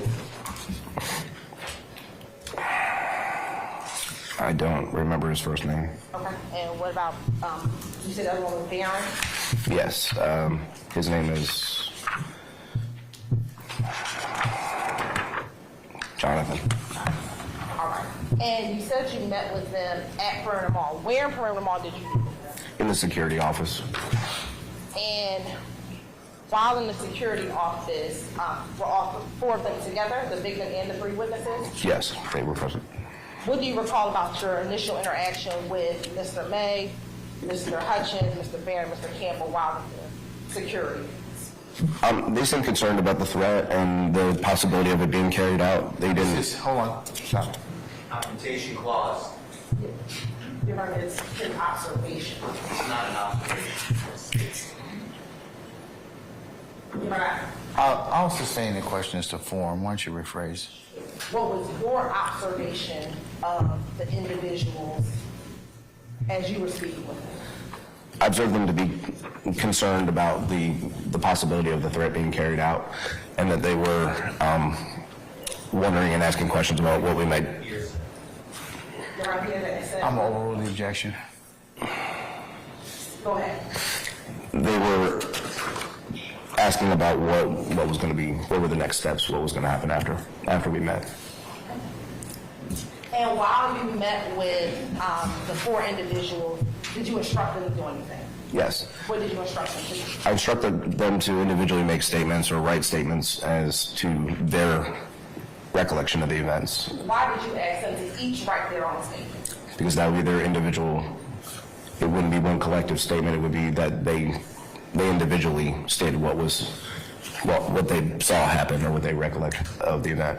And did you tell them how to write it? Did you tell them to type it, to handwrite it? Or? No, well, I instructed them to handwrite it, but then they came back and they typed it. Okay. So you gave instructions for handwriting, but then they typed it. Objection, asked and answered. I sustain the objection. That's the answer. When you first met with them, did they give you their statements on that day? No, they did not. Once you gave them the instructions to write a statement out, what did you do? Did you leave? I did, yes. I left. And do you recall when did you go back to get the statements? I did. When did you go back to get the statements? I came back. It was I would say it's about a day later. It's a day and a half. And when you went back to go get the statements, where did you go? Back to the security office.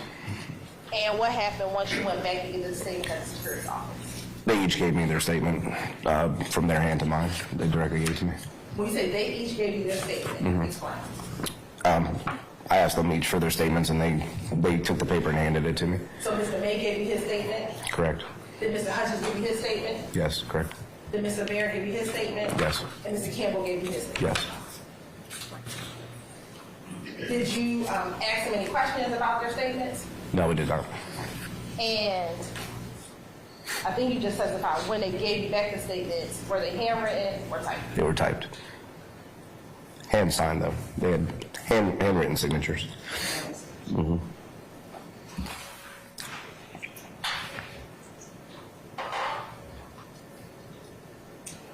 Once they gave you their statements, did they appear that they were forced to give you the statements? No. Did they appear as if they didn't want to give you the statements? No. Permission to approach? You may. I'm going to show you what's been marked as State's Exhibit 190P. Do you recognize State's Exhibit 190P? Is that the same as you showed? That's the same one I gave you from earlier. I recognize it as Mr. Dwight Hutchins' statement. And is that the same statement that you received from the Dwight Hutchins pens back in July 2015? Yes. And does that appear to be the type statement with the signature of the Dwight Hutchins that you received from him back in July 2015? Yes. During this time, state like 206 Exhibit 190P into evidence. Any objection to states 190P? Yes, sir. It's a written document. It would not go back with the jury, and it's not, there's no question, just identifying something. Can you all approach a second, please?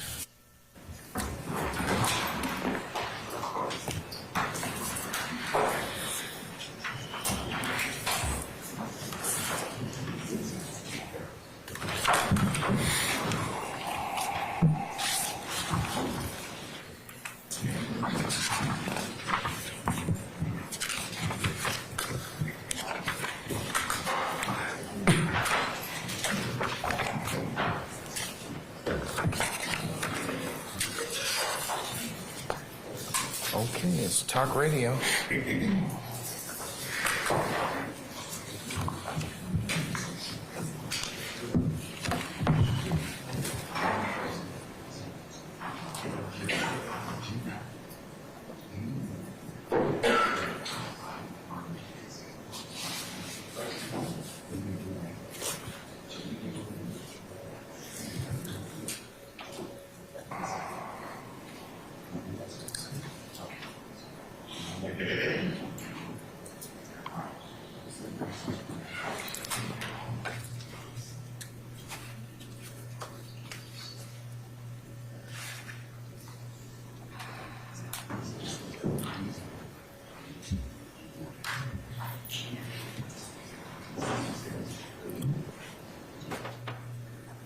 Can't hear him, Judge.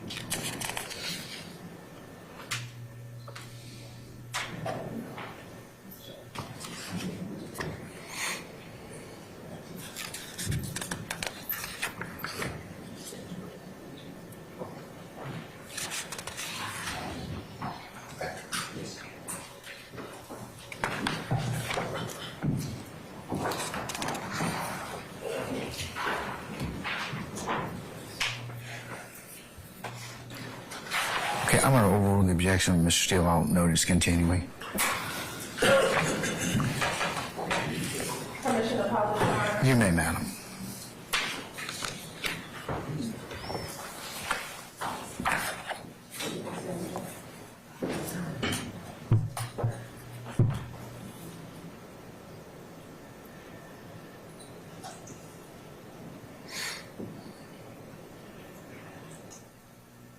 Okay. Now, Mr. Sergeant Linehan, I want you to read it from top to bottom. Just a statement, madam. Just a statement. Just a statement. The entirety of it. Okay. On July 7th, 2015, at 16:40 p.m., I, Officer Hutchins, approached two black males about to go down the center court escalator on motorized mini Segways. I spoke to both the males and advised them that they could not ride the mini Segway in the mall due to mall policy, and it's very dangerous to get on the escalators riding them also. The two males ignored me and the mall policy that I quoted them. I then called dispatch to advise them of the situation, and I also told them to call Dunwoody. Director May then called and asked for my location. He met me at the lower level Macy's in front of Champs. We waited on the two males to come out of Champs. As they exited the store, Director May spoke with them and also quoted the mall policy to them again, and they also ignored. They kept riding the Segways to the center court and was saying that we are leaving, as Mr. May was telling them that they needed to get off the mini Segways. They went on the escalator on the Segway and out upper level Main. Mr. May was still trying to get their attention while advising them of the mall policy. Outside upper level Main, they were greeted by Supervisor Barron and Campbell, who also quoted mall policy to them, and they ignored them also. At East Main Valet, where they were parked, Mr. May was asking them to leave the property, and one of the males shouted out that they would come back and shoot Mr. May in the face, and from there, Mr. May told dispatch to call Dunwoody Police. And was that then signed by Mr. Hutchins? Yes, it was. And what's the date of the signature? 7/7/2015. And again, this is what Mr. Hutchins handed to you. Yes. All right. Now, when Mr. Hutchins gave this to you, either on the day you picked it up or when you first gave him the instructions, did he appear as if he understood what you were asking him to do? Yes. Did Mr. Hutchins ever indicate to you or give you any indication that he was forced to write this statement? No. When he handed it to you, did he give you any indication that that was not his words or what he was relaying happened to him? No.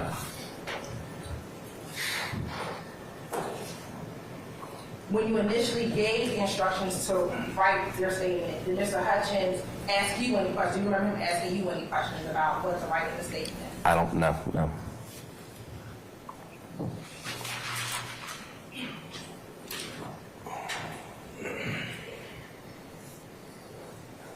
Now, once you received all of the statements from Mr. May, Mr. Hutchins, Mr. Barron, and Mr. Campbell, what did you do next? I left the location. Did you eventually take out charges for Mr. Jeffrey Williams? I did. And what charges did you take out? One count of terroristic threats. And why did you take out the terroristic threats warrant? I had corroboration of. Your Honor, irrelevant. Basic. I'm overrule the objection. I took out the threat because I had the corroboration of 3 witnesses that heard the threat, and the threat is to harm or seriously injure or kill Mr. May. Use the word corroboration. What does that mean? The three witnesses all had the same recollection of what happened, and they stated that to me. If you did not have corroboration, would you have taken out those warrants? No.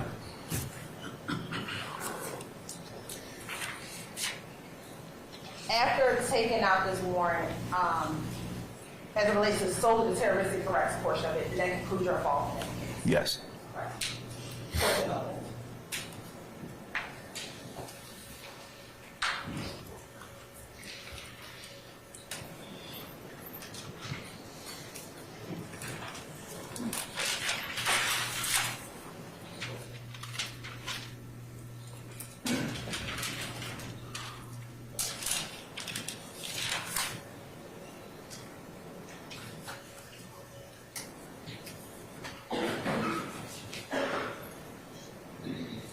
No further questions, Your Honor.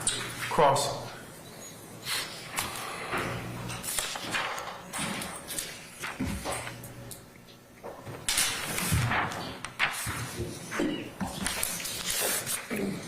Oh, before you begin, I'll admit, is this H-190? Yes. I'll admit with the objections that were made.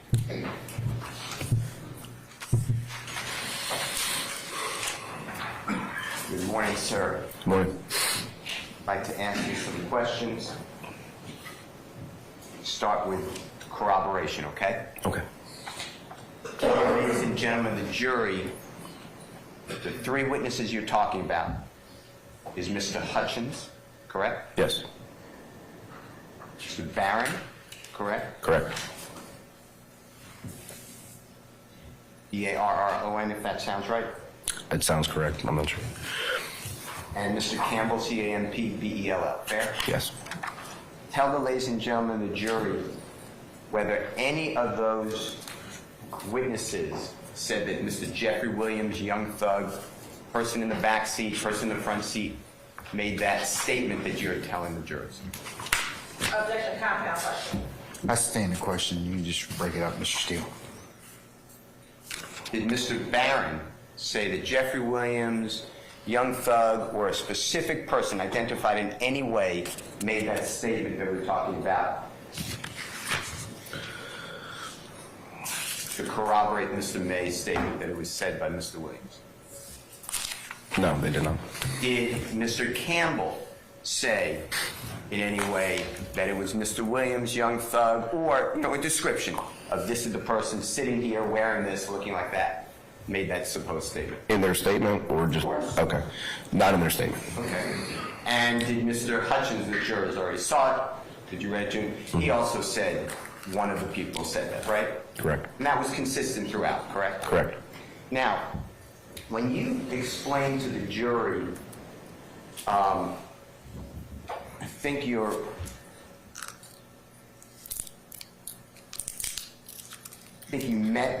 remember meeting with these 3 people and Mr. May in a room. Is that what you said? Correct. The security office. And do you know what was discussed, if anything, about this incident, about what supposedly went on and what people heard before these statements were written between the 3 of them or before them? No, sir, I don't. You wouldn't have any knowledge. No, sir.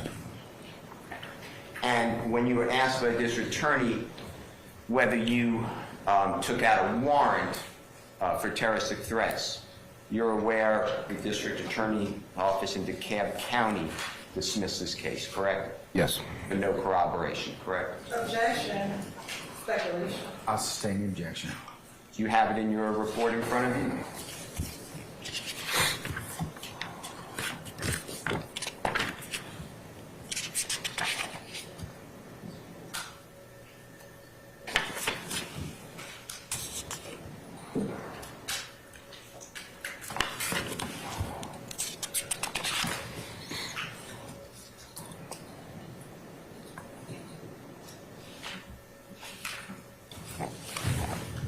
That is what that says. I couldn't hear you. I apologize. It says lacks sufficient corroboration that the threat would be consumed or consummated. And it's me. I'm confident it's me, but I couldn't hear the end. You said it lacks sufficient corroboration, then you started to say something. I'm just continuing to read. It said was conditional and lacks sufficient corroboration that the threat would and could be consummated. And that was pretty much your end of the saga in this incident, correct? Yes.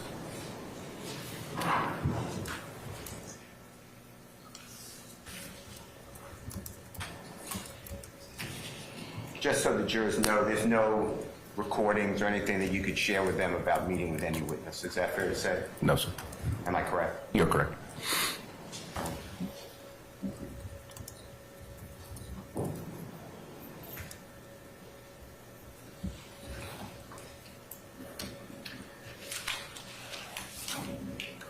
Thank you, sir. Yes, Thank sir. you, Your Honor. Any other examination? Any further questions from the state?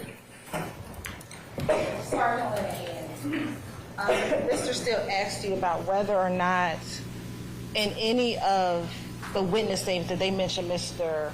Williams or Young Thug. Mm-hmm. You recall that? I do. With all of the statements, did they indicate how many males made that statement? They said one male, two males. Do they indicate? I think they did say one of the males makes the statement in each one, but they didn't specify. Okay, just confirm that they say one of the males. Basis. I sustain the question.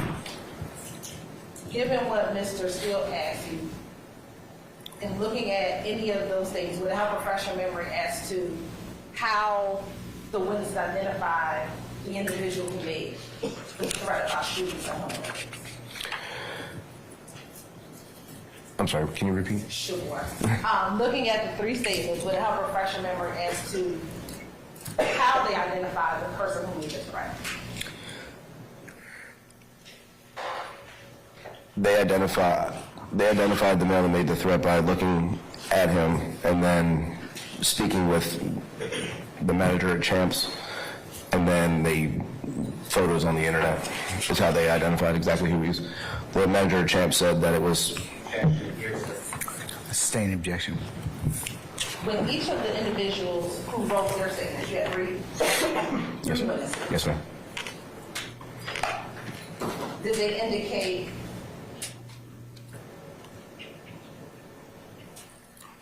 if it was only one of the males that made that statement about shooting? Only one of the males, yes. Only one of the males. Mm-hmm. Now, Mr.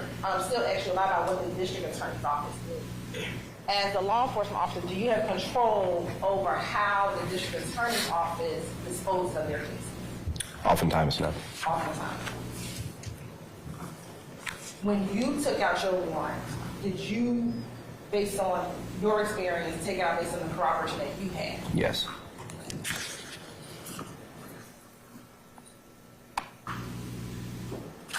And in your experiences, has the district attorney's office in DeKalb County done things opposite than the warrants that you've taken out?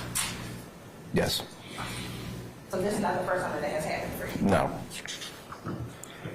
I have no further questions. Anything further, sir?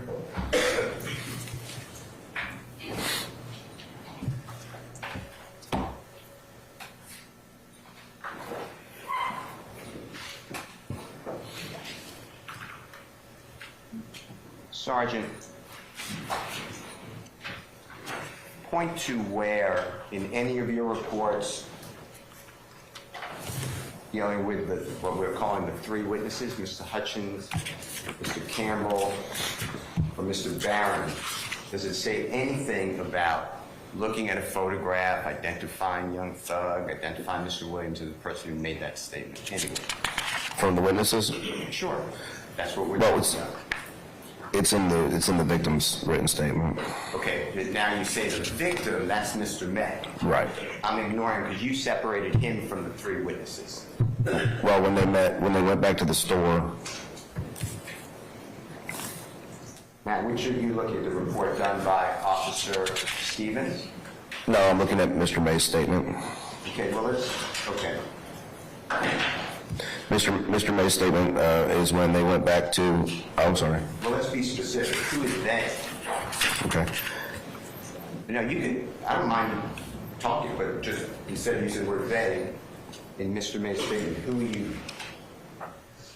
It says, Officer Stevens arrived and together we went to Champs, where the manager of Champs, Reggie, informed us that the male who was on the device was a known rapper by the name Young Thug. Now, that is Mr. May, Christopher May, Yes. according to Mr. May's statement, right? Yes. Officer Stevens, a co-worker of yours at that time, Yes. and speaking with a gentleman from Champs. Correct. Just want to make sure. That's the entirety, right? Yes. Thank you, sir. Thank you, Your Honor. Anything further? You state. Nothing on the stage. All right. At this point in time, Sergeant Lanahan be permanently or temporarily excused as a witness. He'll be permanently excused. All right, Sergeant Lanahan, appreciate your patience with us. I'm going to go ahead and permanently excuse you as a witness, so you're free to go about your usual duties and avocation. Just don't discuss your testimony anybody except the attorneys in this case, okay? Yes, sir. Thank you, sir. All right.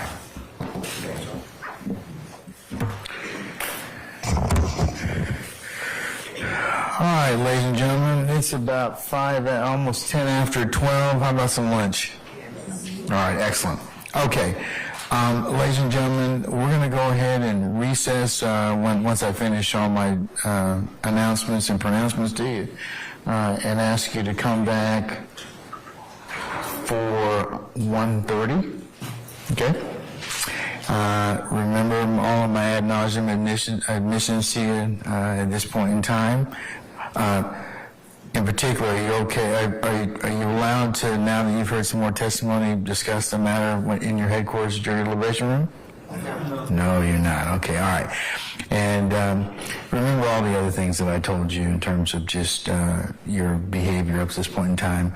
Do not discuss this case amongst yourselves in onesies and twosies.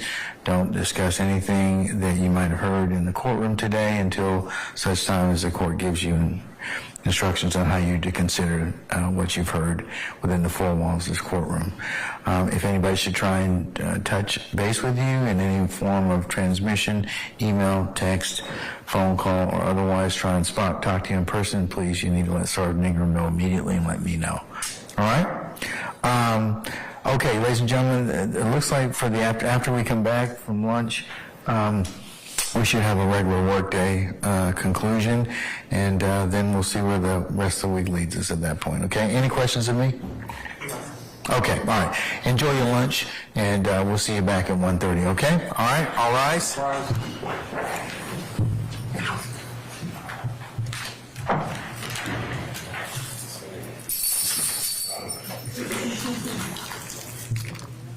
He's ready to go. He's been ready.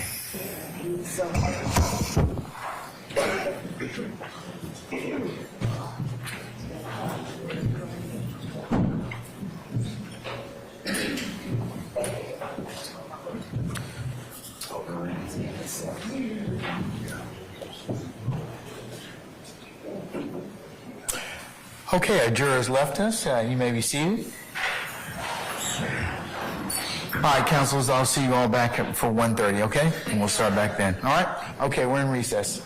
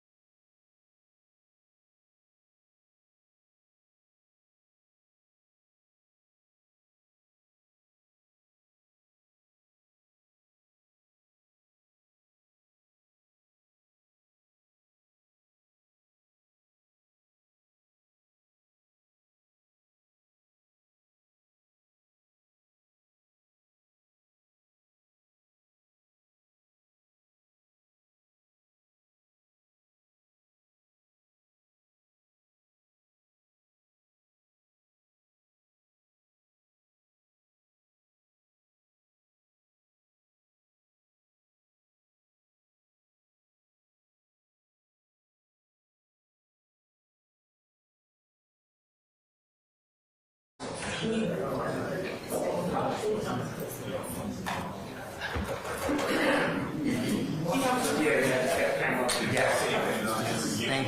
I want the application. That's not too big. That's a lot. Which is not a copy of the exhibits. I don't mention that. That's fine.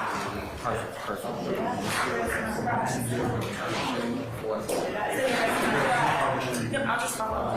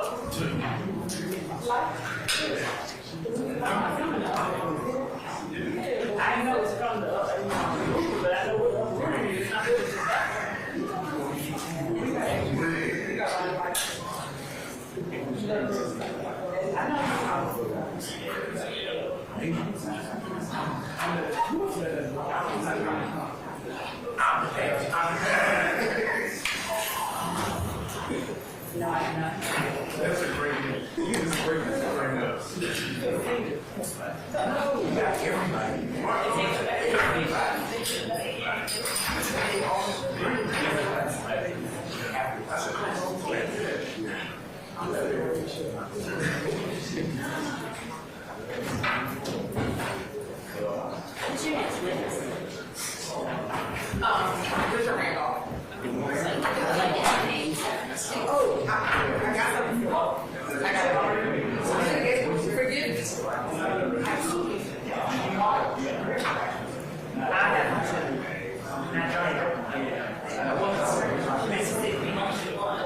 That's fair.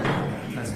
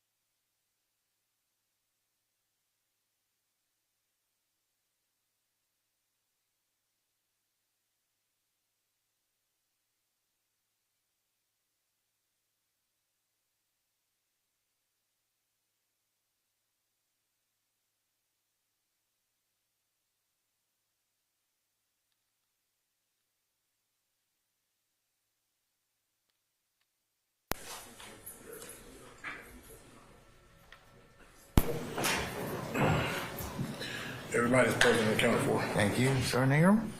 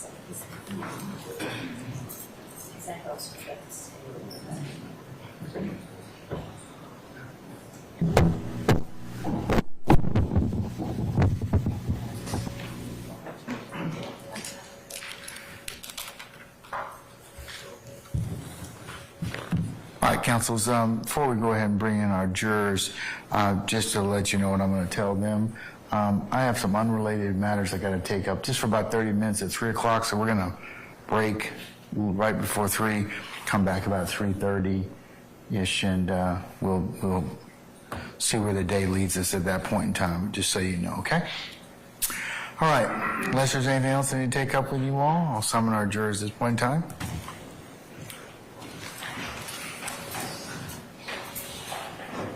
All rise on the jury.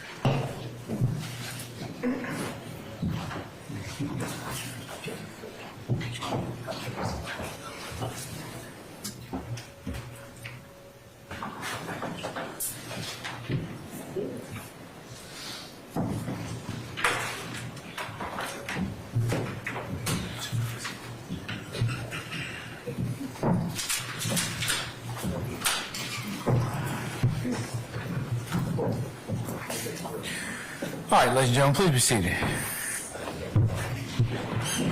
All jurors present and accounted for. All right, thank you, Sergeant Ingram.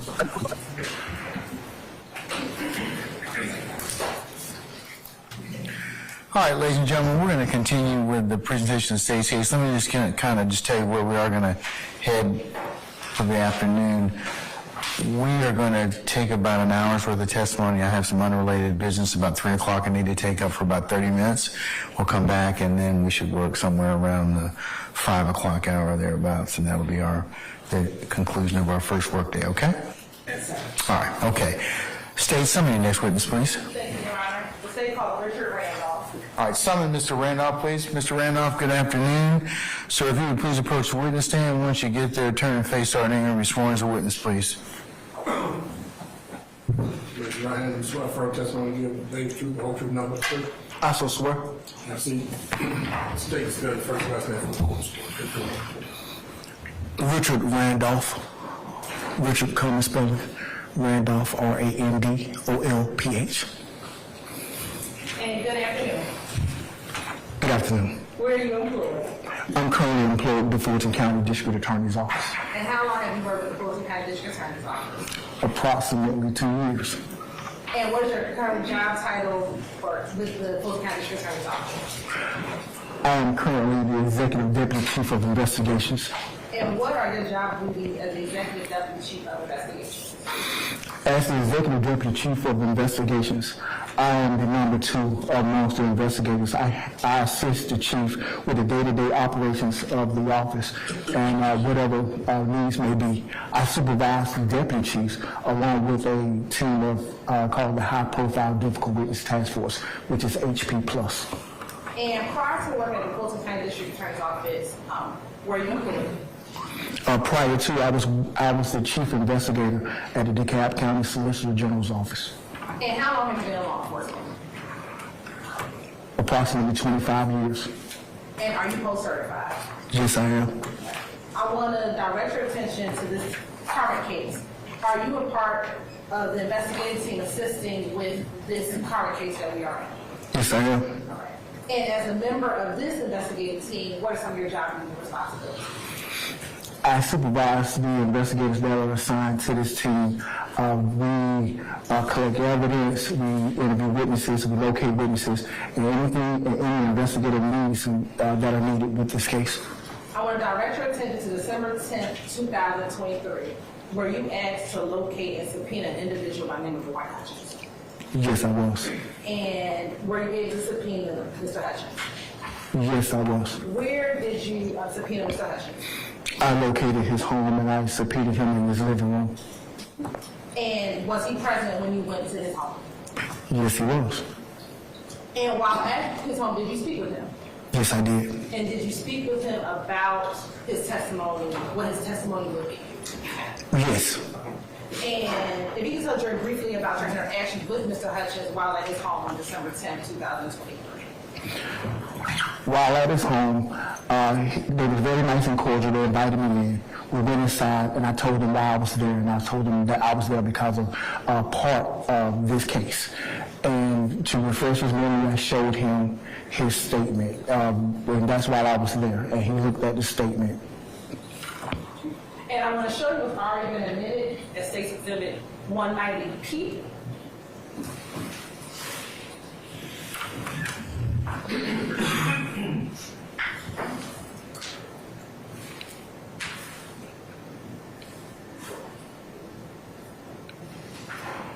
Showing you, I believe, it's not on your screen, so you can turn around to the screen above. Yes, ma'am. There's a statement. Is that the statement which you showed Mr. Hutchins on December 10th, 2020? Yes, it is. And once you show Mr. Hutchins that statement, tell the jury about your interactions with Mr. Hutchins as you showed him that statement. First, I showed him the statement, and I was using my phone, so I blew up the bottom portion where the signature. And I asked, "Is this your signature?" And Mr. Hutchins said, "Yes." And then I proceeded to read the statement to him. And did you read the statement verbatim as it is on the actual statement? Yes.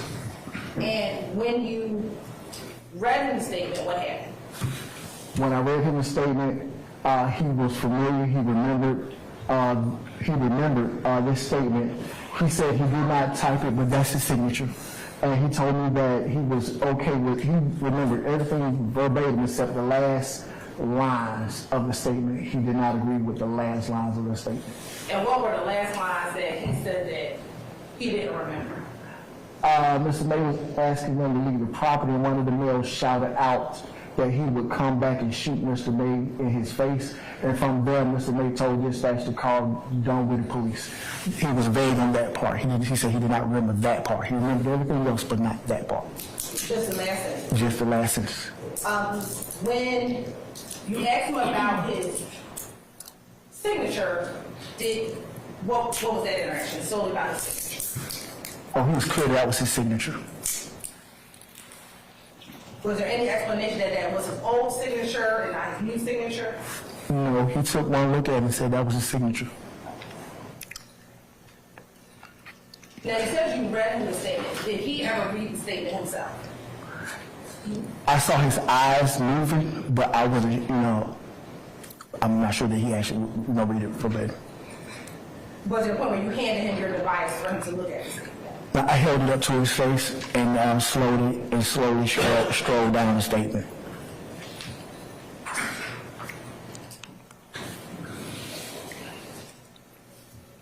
And after reading his statement to him, was there any other interaction regarding his coming to testify? He was served a subpoena. Okay. And was that? Yes. All right. And was this interaction recorded? No, it was not. All right, of course it's open.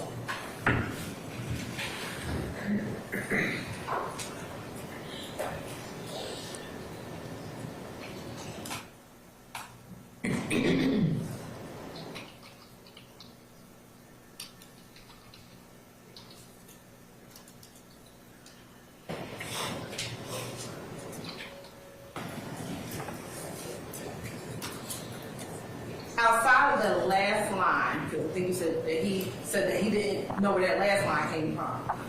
Any other part of the statement did he say that he did not write that? He was in agreement. He was in agreement with the entire statement except the last line. But he acknowledged that after that last line, that was his signature. Objection, meeting. Sustained. However, after that last line, is his signature after that last line? Yes, his signature is after the last line. I have no further questions. Cross. All right. Any cross? I don't have any questions. Okay, all right. Can we permanently temporarily excuse Investigator Randolph? Temporarily. All right, Investigator Randolph, I'm going to temporarily excuse you as a witness. Please don't discuss your testimony to anybody except the attorneys in this case, okay? Thank you, Your Honor. All right, thank you, sir.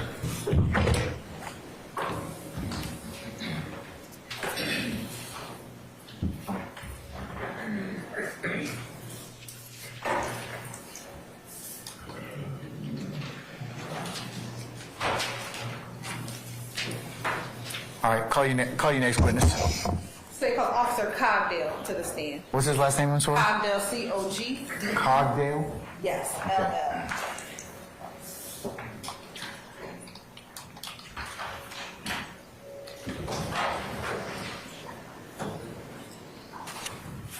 Hey, Your Honor, we'll be starting a new at 9.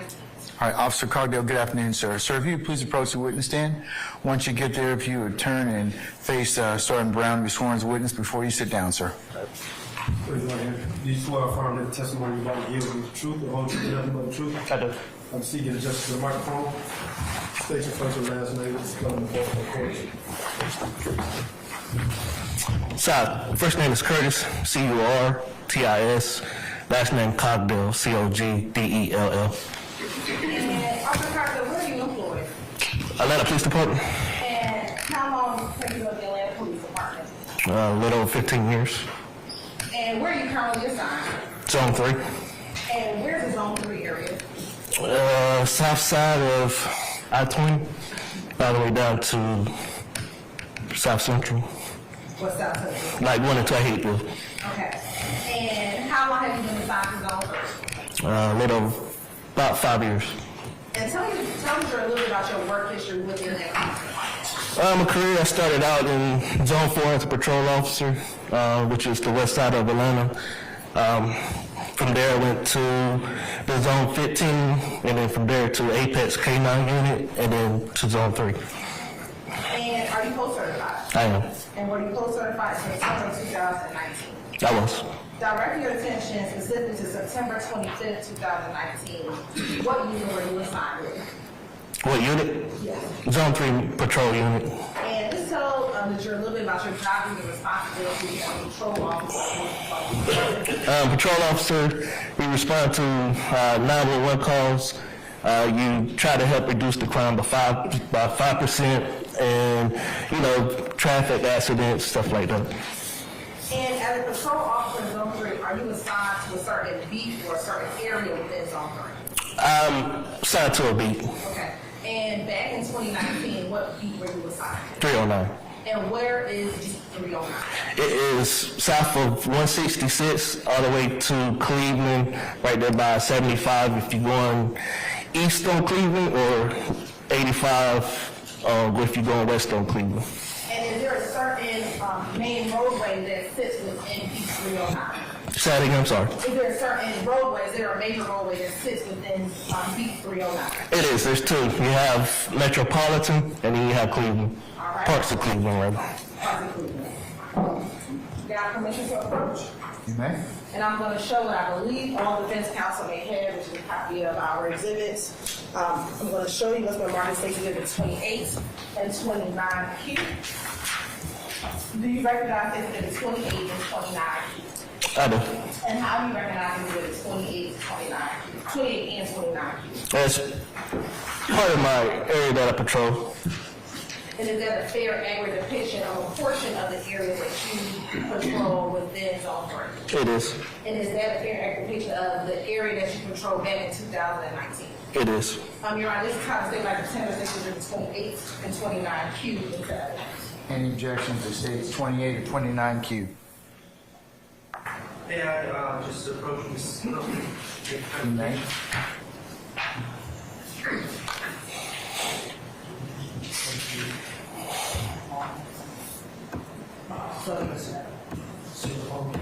Are you going to go to say one?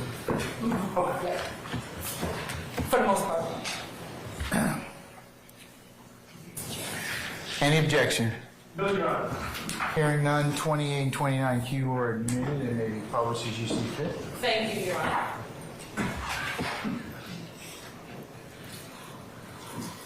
And Your Honor, of course, that screen is not on. I didn't. Anyone from tech just said Zoom, but it's.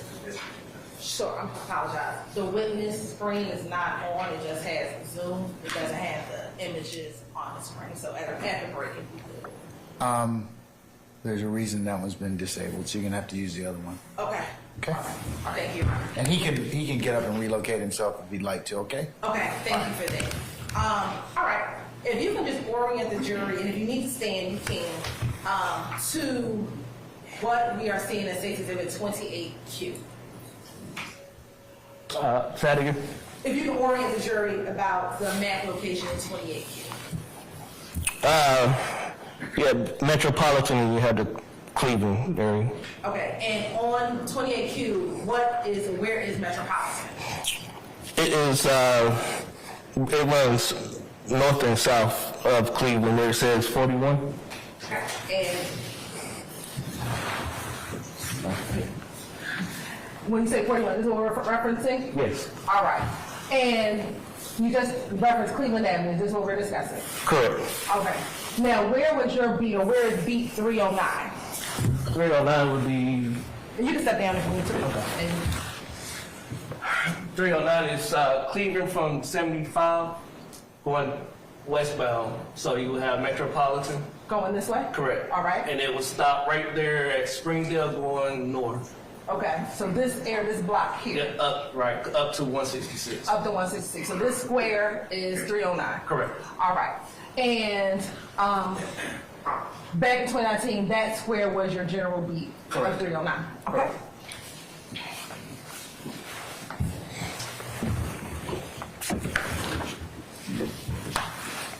Now, take you back to September 2019. Did you have a certain shift in which you worked? Yes. What was your shift? Evening, which is 2 p.m. to 10 p.m. And is that your current shift now? It is. Have you worked any other shift while in Zone 3 outside of the evening? No, ma'am. I want to direct your attention specifically to September 25th, 2019. Were you working that day? I was. And were you working the evening shift as you just testified to? I was. And Where were you? Were you on patrol? I was. And where were you on patrol? That day I was posted up right there in Metropolitan and Peg Road. And you said Metropolitan Peg, right here? Correct. All right. And is there a business location at Metropolitan Peg? It is. It's a storage facility. All right. And coming southbound on Metropolitan, would the facility be on the right-hand side of the street or the left-hand side? If you're coming south, it will be on the right. All right. And where were you within that facility? I was sitting right there at the entrance of the parking lot to come into the storage. And why were you sitting there? They had several complaints about people breaking into the storage unit, so I was just patrolling that little area. Okay. And as you were patrolling that area, what, if anything, happened? I observed a red sedan traveling southbound on Metropolitan. Okay. And what, if anything, did you notice when you saw the red sedan traveling southbound on Metropolitan? I observed the driver dancing around in the driver's seat, and as he passed me, he wasn't wearing a seatbelt. Okay. And let me ask you this. When you were sitting at the Q Smart, were you facing, was the front of your car facing Metropolitan? It was facing in front of Metropolitan. Okay. And do you recall what kind of red vehicle it was? It was a red Nissan. All right. And you said you saw the driver dancing around this. Correct. Right. Did you see anyone else from your vantage point at that time inside the vehicle? There was nobody else in the vehicle. Okay. As you saw the individual dancing around your vehicle, what if anything happens next? Say it again. Once you saw the driver dancing around in the vehicle, what if anything happens next? So as soon as he passed me, I noticed that he wasn't wearing a seatbelt, so I immediately got out in traffic to get behind the vehicle. Okay. And what happened once you got behind it? Once we approached the intersection of Metropolitan and Cleveland, I activated my emergency lights to get the driver to pull over. And did the driver pull over? He turned on his left signal to turn into the Dollar General parking lot. And where's the Dollar General parking lot? It sits on the corner, east corner of Metropolitan and Cleveland. All right, looking back at our map, where is the general vicinity where the Dollar General would be? It would be right up here. Right here? Yes. Okay. And what happened once the vehicle turned into the Dollar General? As soon as we entered the parking lot, we immediately continued to the other side of the parking lot, back out onto Cleveland. I'm going to show you what's been marked as State Exhibit 35Q, which should be picture 3. Do you recognize what's the State Exhibit 35Q? I do. How do you recognize what's the State Exhibit 35Q? That's the Dollar General right there at the corner of Metropolitan and Cleveland. Is that the same Dollar General that we just referenced on the map? It is. And is that a fair and accurate depiction of the Dollar General back in 2019? It is. Your Honor, this time say like tender State Exhibit 35Q is that? Any objection, states 35Q? No objection. All right, states 35Q is admitted and may be published as you see fit. Thank you. Okay. For the jury, this is the Dollar General that we've just been speaking of. Is that the Dollar General? It is. And if you could just orient the jury right now to what we're seeing, where's the intersection, and what we're seeing in State Exhibit 35Q. The intersection is right there where the red light is at, so that's the main street you're looking at, that's Metropolitan, then, and where the red light is at, that's Cleveland. And then he enters the parking lot right there where the gentleman is walking across at the entrance of Metropolitan to the Dollar General. And is it fair to say that that gentleman wasn't there back in 2019? No. Okay. All right. So when he made the left into the parking lot, and if you have to stand up, you can tell the juror, show the juror what direction he walked into. So we entered the parking lot. He immediately continued around the building to the other side of the parking lot, which is another entrance that leads onto Cleveland Avenue. Okay. And did you go behind him? I did. All right. And what happened once you get to the other side of the Dollar General? Once we get to the other side, he immediately made the left onto Cleveland. And then we were traveling eastbound on Cleveland towards 75. And let me ask you, back in 2019, driving southbound, was there any traffic driving southbound back on this date September 2019. It was a matter of fact, the light was red, so it would just be a picture perfect. There was cars there, so we had to turn it to the Journal. Okay. And was there any traffic going northbound or Metropolitan? No. All right. So once he goes left onto Metropolitan, what if anything? I mean, excuse me, left onto Cleveland. What if anything happened? Once on Cleveland, the vehicle started picking up speed and continued towards 75. When the car began picking up speed, what did you do? By his radio that I had one refusing to stop. Let her copy my traffic, and I proceeded to follow the vehicle. Okay. And what if anything occurred as you see the car? I noticed the vehicle went around traffic into the center lane, and right there it says Cleveland and Forest Hill. He ran the light. What happened? You just point to? 29 Q. All right, I'm gonna show you 29 Q.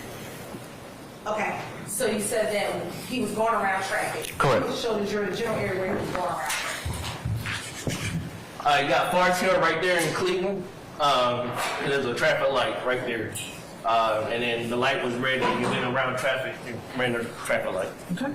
So right here at Forest Hill in Cleveland, there's a traffic light at Cleveland? Mm-hmm. Is that a yes? Yes. Okay, and you said, did the car run that light? Correct. All right. And what happened once the car ran the light? He crossing over 75, still on Cleveland. At this time, I'm approaching Forest Hills at the light. Once I get through the light, I noticed that he was in a vehicle accident. Okay. And at this one, do you know about how fast y'all were going? My speeds were probably around 45, 40. Couldn't foresee about how fast he was going because he had a little bit distance ahead of him. Okay. And once the accident occurred, what happened? I noticed that he was already out of the vehicle and then he was running on foot. And when he ran on foot, I'm probably going to give you an exercise today. Okay. Where did he go? There's a check cashing place and a cleaners right there at that corner, which there's a fence blocking to keep traffic from running into the buildings and stuff. So he scaled the fence, jumped over the fence, and then started running through the parking lot. Okay. And when you said the check cashing place and the dry cleaners, where approximately on this map is the check cashing place and It's dry going to be cleaners? that first small square building. Right, in this little block up here? Yes. Okay. And then the cleaner's going to be the little L shape. All right. So the first small block is the check cashing place. The L shape is the cleaners. Correct. There's another gray box. What is that? That is the admission place. The admissions place. Okay. What direction did he run? He's running kind of south in between the check cashing place and the cleaners. And then he runs behind the cleaners, in between the cleaners and the admission place. Okay. And I believe we keep saying a he. Did you recognize the driver to be a male? Yes. All right.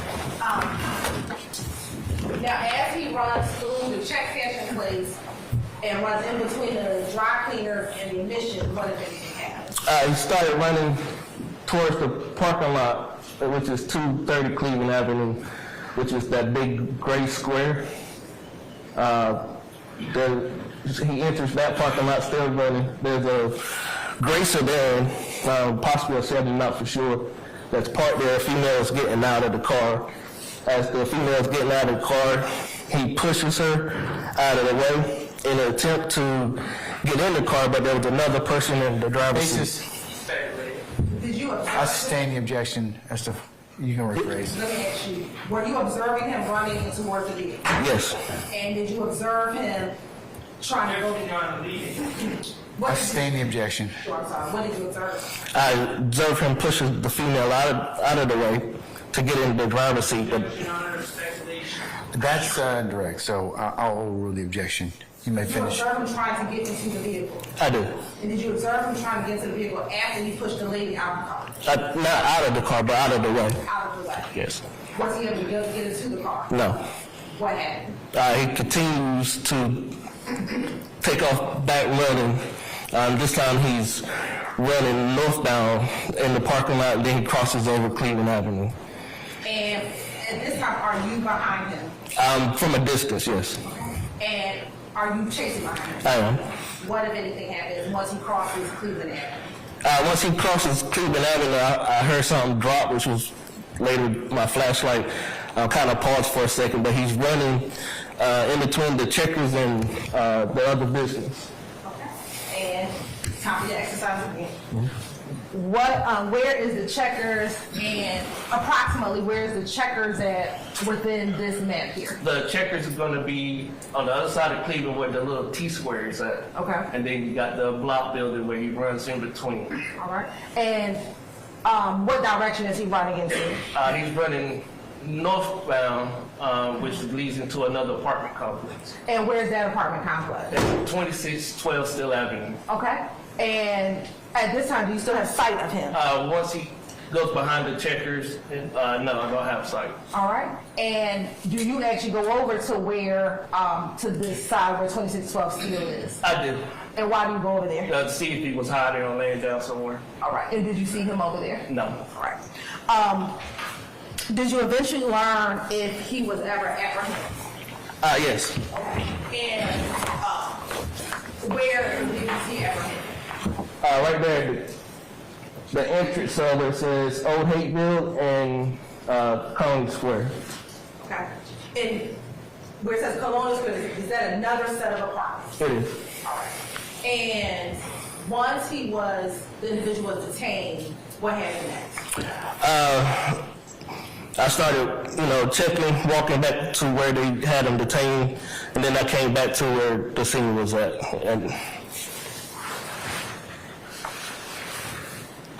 And let's go back and talk about the observation of the accident. Mm-hmm. What type of car did the red vehicle hit? It was a white sedan. I believe it was a Honda. And did you see anyone inside the white vehicle? Yes. Okay. Do you know?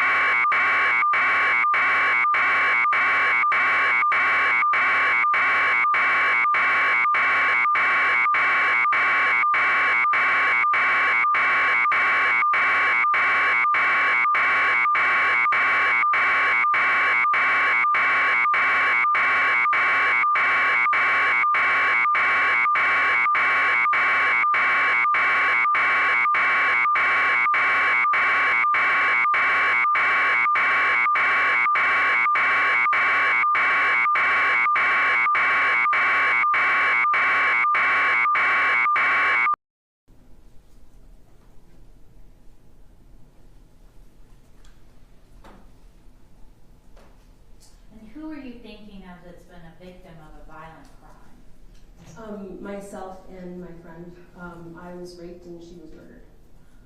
I'm so sorry. When was your friend murdered? This was 2017.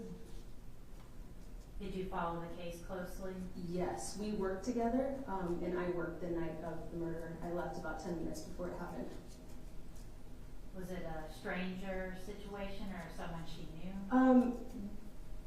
It was a stranger. They think there were ties behind an old employee that may have, with it being a restaurant.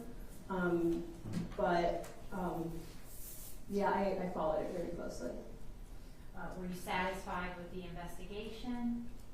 Yeah, I don't feel like there's ever a way to be happy of someone's incarceration, especially, many young kids who made a dumb decision, so. Anything about having a friend who's been murdered or your own case that you think would impact your ability to be fair and partially selected for this case? No.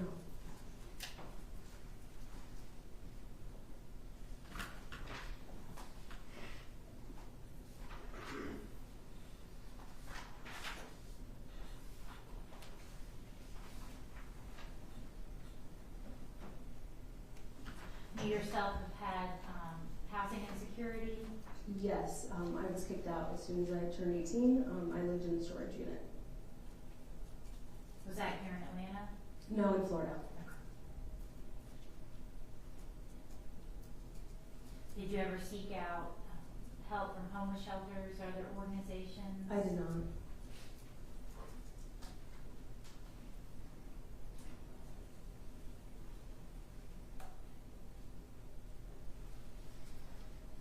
You also raised your hand that after hearing the charges, you feel like someone would have to be guilty of something. Do you still feel that way? No, I think it was mostly the gap in time that made me feel like, there had to be more to the story there, but it was a pretty assumption. And are you willing to withhold judgment and wait until you, if selected, and wait until you've heard the evidence to make any conclusions? I would try my best.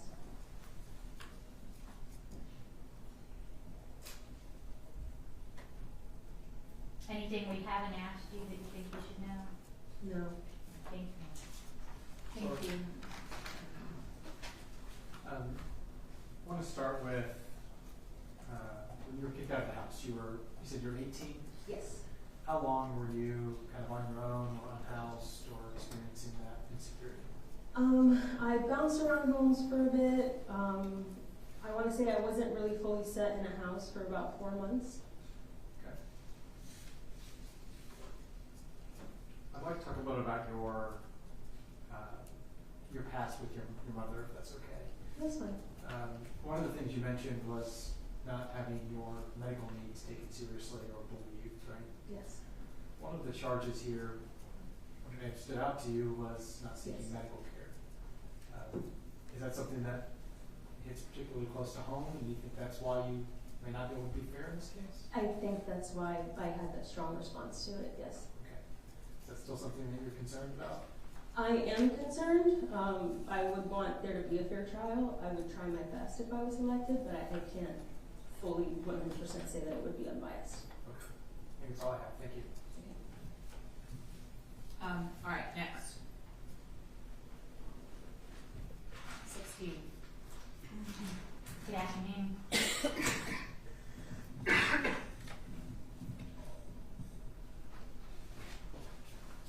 And you're number 16. You also raised your hand about having some concerns about your ability to be unbiased, or maybe having expressed or formed an opinion as to guilt or innocence.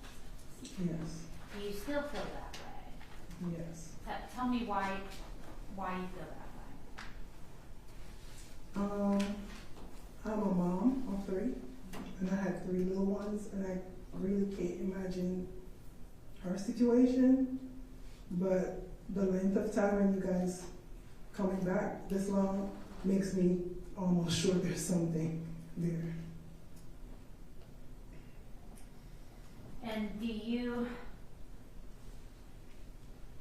if you were selected, could you set aside sort of those feelings and that reaction to the charge and come in with an open mind and listen to the evidence and wait until you've heard all the evidence to make a decision as to guilt or innocence?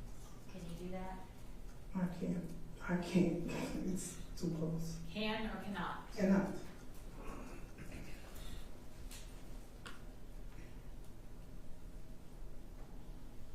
And is the reason that you feel you can't do it because you feel like just if you get charged, you must be guilty?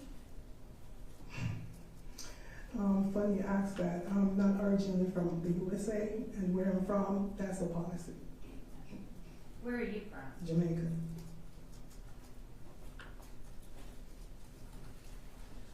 And do you understand that here in the United States, a defendant is presumed innocent? I do. Until proven guilty. I do. And that the state has to prove that guilt beyond a reasonable doubt. Yes. Can you follow those principles? It's going to be hard because it was first implemented in. Well, it's always hard. Nobody wants to do it. Everybody comes in here with their own experiences and backgrounds. But the issue is, can you put aside your own experiences, listen to the evidence, and base your decision on the evidence in this case? And if you can't do that, that's fine, but just let me know. But the fact that it's hard is not enough. I can't. Cannot. Cannot. Okay. All right. Anything else for her? No, Your Honor. No, Your Honor. Okay. Thank you. Juror 17. Stephanie, Good afternoon. are you working? No, I'm not. What was your most recent employment? Company called Rico Electronics. What'd you do there? Worked in called like the department toner process, make toner for high speed copiers and stuff like Have you ever done anything different? that. Yes, I worked at prior to that, worked at Frito-Lay for a little bit, and then when I first started working, I worked at the post office.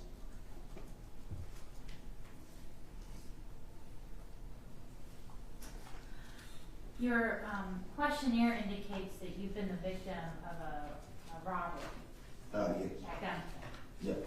How long ago did that happen? That was 2003. Did it happen here in DeKalb? Yes. Were you satisfied with the investigation? I don't even think they did one. They weren't. Anything about that experience? I'm guessing you weren't happy with. I don't know. I mean, as far as dealing with police, it wasn't that experience. It was something else. Actually, after that. Tell me about that experience. Got arrested, and in the process of me being arrested, the police officer, the arresting officer, after he, when he came in the room, he, told me to freeze, raised my hand, complied, did all of that, and I let him know. I was like, I had a firearm on me. I said, I got my license in my left pocket and my firearm on my right hip. He asked me to reach for it, and I'm like, no, I'm letting you know where it is. He's like, no, please reach for it. And he told me he wanted to put, he told me he was going to put so many holes in it, and he said, pack. Those exact words. So even after that, once he finally did handcuff me, he threw me to every wall in that house, and then threw me down on the ground up against the wall. Okay, I think we get the picture. Okay. Obviously a terrible experience. Did you end up reporting it? No, because just like when I was in the police car and I was asking those police officers, I was like, what the hell was that? What happened? And I explained to them, and they told me, it's my law, what I'm saying, the law that I could, file a complaint, but me using common sense, if I'm arrested and I file a complaint, I don't care what I say, you're not going to look at my complaint. That's just common sense, so there wasn't a point. Do you feel Because like I said, I wouldn't bruised or nothing like that. It was just the fact that he did all that other stuff. And do you feel like the fact that you've had that experience has sort of tainted all police officers for you, or do you think? Oh, no, not all, no. Okay. Do you think you could set aside the experience you had with that particular officer and allow each witness, whether law enforcement or not, to come in with a be open-minded with each of them and? Oh, yeah, yes.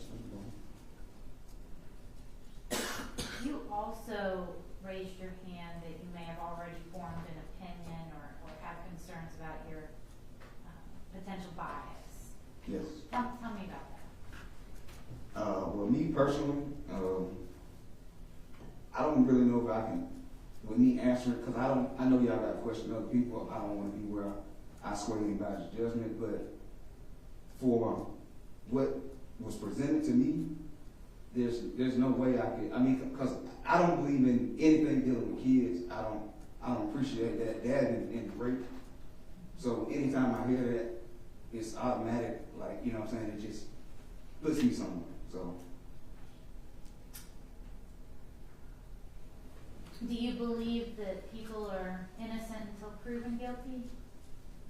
Do you believe in that presumption? Honestly, that's the way it's supposed to be, but we all know that's not how it is. So that's just the truth of the matter. Are you able to, if selected,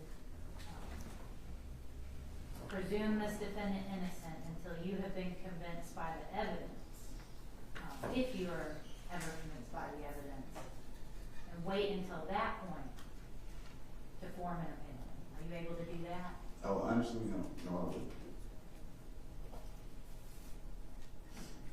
Nothing further than that. All right, Mr. Welty, I assume no questions? No questions. Okay, Mr. Bizarre. All right, thank you. Juror 18, she's Oh. to your left.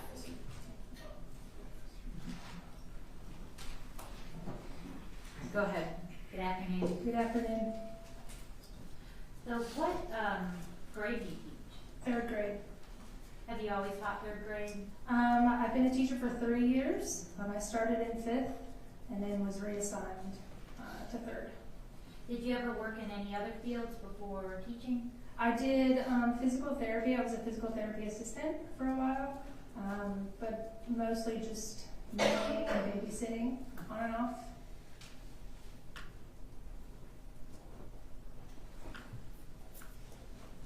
Do you teach, in third grade, do you teach all subjects or you Just language arts reading.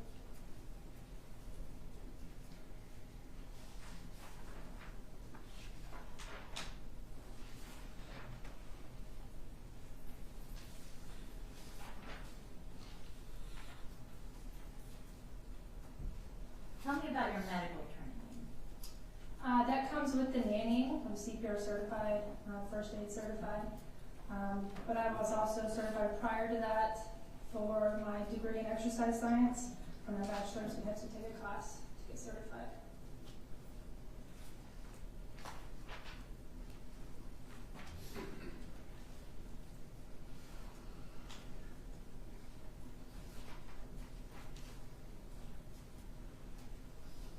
And when did you find yourself having to interact with defects? Was it in your role as a nanny? Just as a teacher, mandated before. And have you ever encountered a child who is a victim of abuse? No.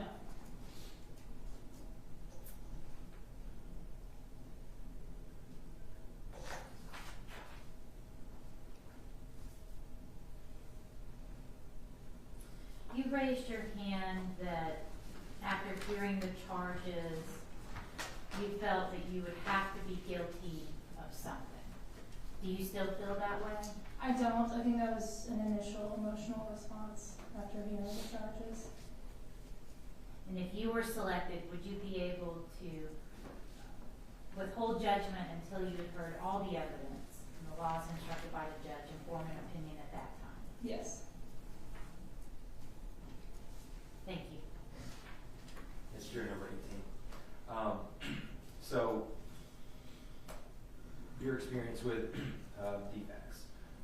Can you tell me about how you work with them on a day-to-day basis?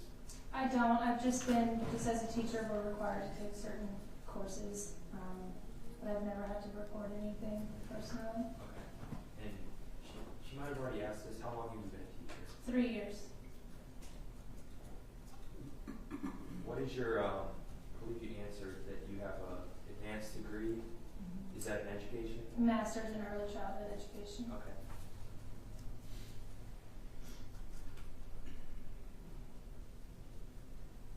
know you haven't had to report anything. Have you taken classes from people that work in DFACs, or or work with people that are working for DFACs? No, just with the school, we have social workers come in and make their presentations and that kind of thing. Okay. About the reporting process. Mhm. Okay. Is that a yes? Yes. Okay.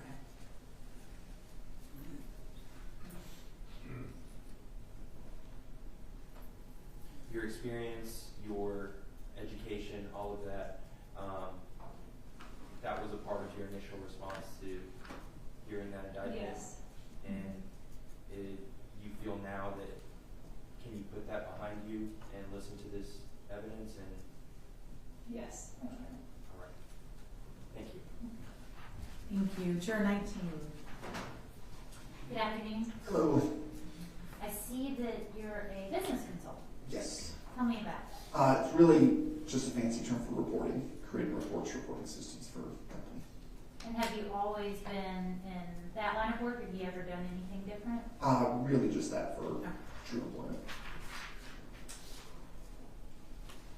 Served on a jury before? Grand jury, When was that? 2018. 2018? Yes.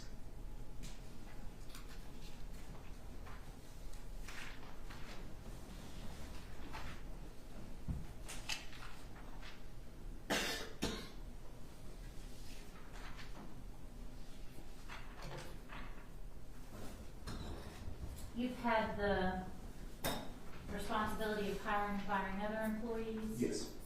And are you comfortable having that kind of role? Yes.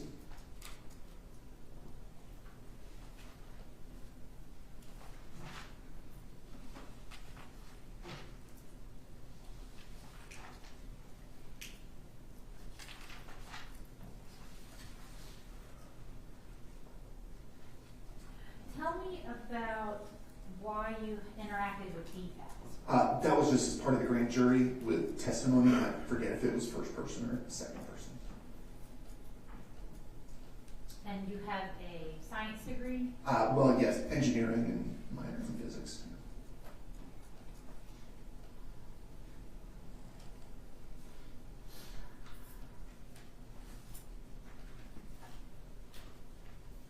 Tell me about your volunteer work with the homeless. Talked about some of the Dress for Success, food prep, serving charitable donations, that sort of thing. The Open Doors program. Ever done much work with women and children that were suffering with homelessness specifically? Yes, and my wife has in particular. Anything that we didn't ask that you think would be relevant?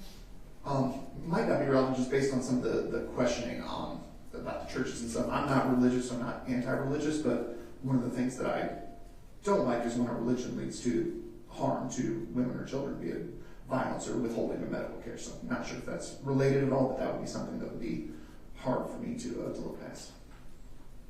Thank you. It's jury number 19.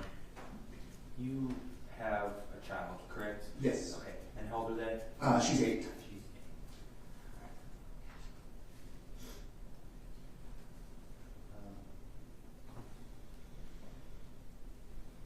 And hearing the indictment, knowing that a child is involved, would that affect your judgment or put any bias in your mind?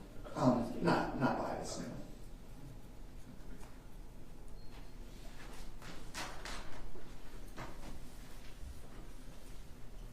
I believe you answered this, but you not only donate, but donate your time to work for the unhoused and people facing housing instability? Yes, I have, yes. Okay. And that's something that's current that you do often? Last time was probably 6 months ago. Yeah, fairly regularly. You said your wife works more on the women and children's side? Correct, yes. Can you tell us a little bit about that? She's worked, her job is marketing for nonprofits, which are a lot around the unhoused, things like that. I mentioned the Open Doors, finding housing, and then with a focus on women and children for that.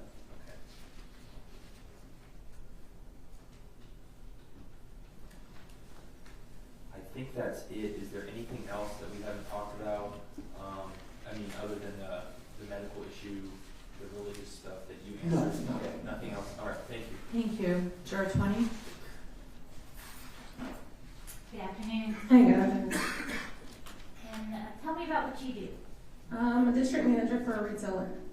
And how long have you been doing that? 20 years. And I assume you've done your fair share of hiring and firing over that time. Yeah, most recently last week.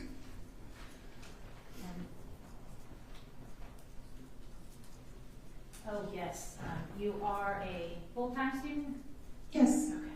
Do you have any exams coming up, or I assume it's No, just starting? just started, yeah. You're full-time? Yes? Okay. How many hours? What is that, 12? 4 classes? When have classes started? Monday. Okay. Orientations this week. Okay. Counsel, I think that is a statutory, she's a full-time student enrolled, that's a statutory legal excuse. So we can move on to juror 21. Yes, Your Honor. Good afternoon. Good afternoon. Tell me about what you do. I'm a clinical perfusionist. I work in cardiac surgery. I run the heart lung machine during open heart surgery. How long have you been doing that? Since the summer of 2021. Have you ever worked in any other fields? Or? I was a nurse for 5 years prior to that. And when you were a nurse, did you specialize or work in? I worked in critical care, adults.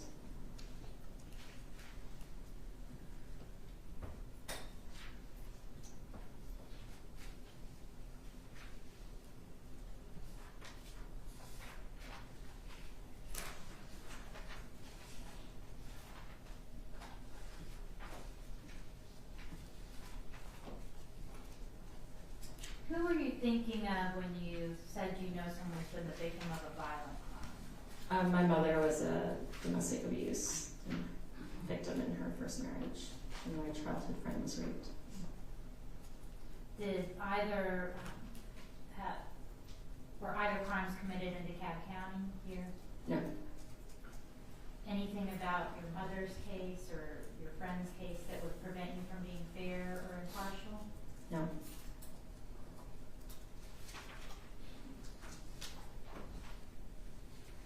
When you indicated you belonged to an organization, Church.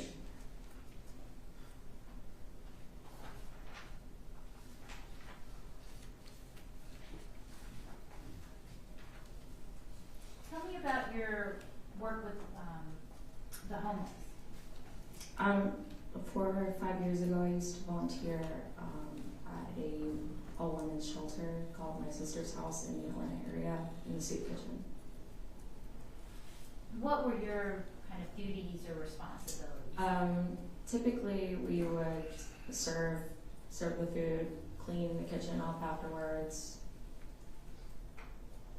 And in your time doing that, did you build any relationships with the people you were helping? No, usually we were serving a lot of people, so it's just very quick assembly.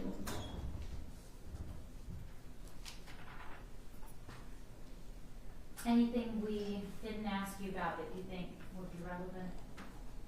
No, I don't think so. Thank you, ma'am. Thank you.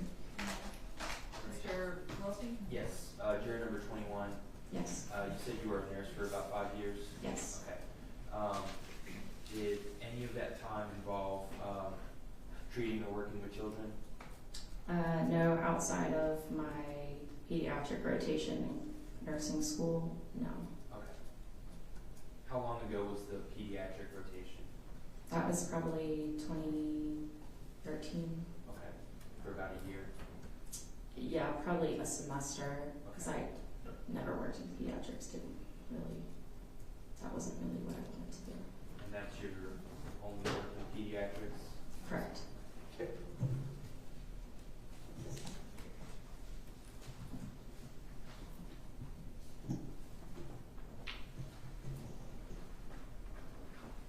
I think that's it, thank you.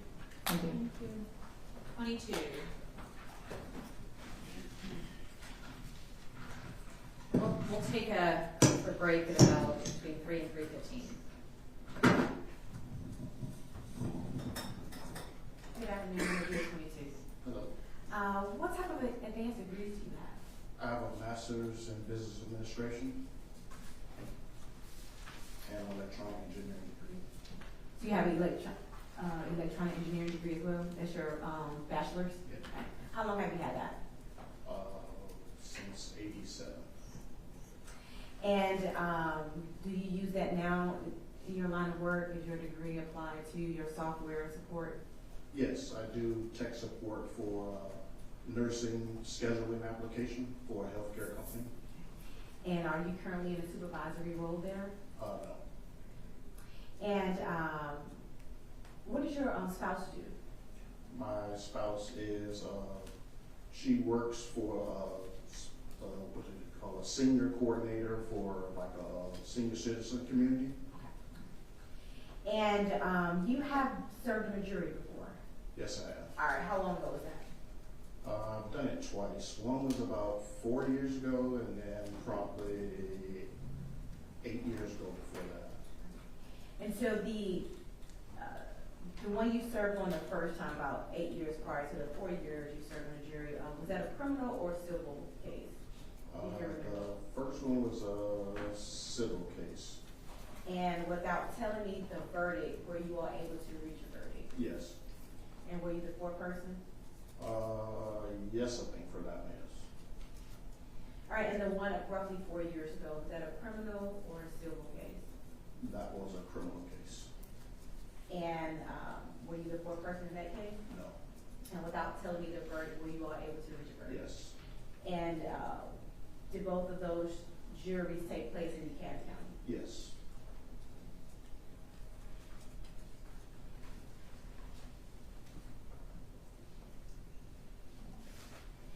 And I see here that you were a victim of a burglary? Yes, probably in 1993.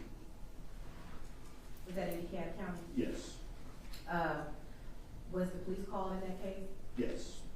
And was anyone apprehended as a result of that crime? No. And were you satisfied or not satisfied with the investigation process by DeKalb County Police Department? I wasn't satisfied with the result, but there was nothing really that the cat could have done because people were gone. So you won't hold it against DeKalb County Police Department. And so being that you were ultimately a victim of a crime that went unsolved, has that formed any biases whatsoever within you or against the police department? Juror number 22, do you understand that the defendant is presumed innocent unless and until the state proves their case beyond a reasonable doubt? yes, sir. Is that a principle that you will be able to follow? Yes. And if you are selected as a juror, will you be able to listen to the evidence, deem the facts as you deem them to be, listen to the testimony, determine the credibility of witnesses, and then retire to the jury room and deliberate with fellow jurors and ultimately render a verdict? Yes, I will. Is there anything I have not asked you that is important for us to know as we determine whether or not you can be a fair and impartial juror? No. Thank you, sir. Thank you. Mr. Wesley? Yes, juror number 22, I might have missed it. Can you please share what field your advanced degree is in? I do my advanced master's in business administration. What about any education within the scientific field? No, I have an engineering degree, but no, not in chemistry or nothing like that. And now you work in software. Is that correct? I didn't hear your question. You work in software? Yes, I do. Okay. All right. How long have you lived in DeKalb County? Since '91. Okay.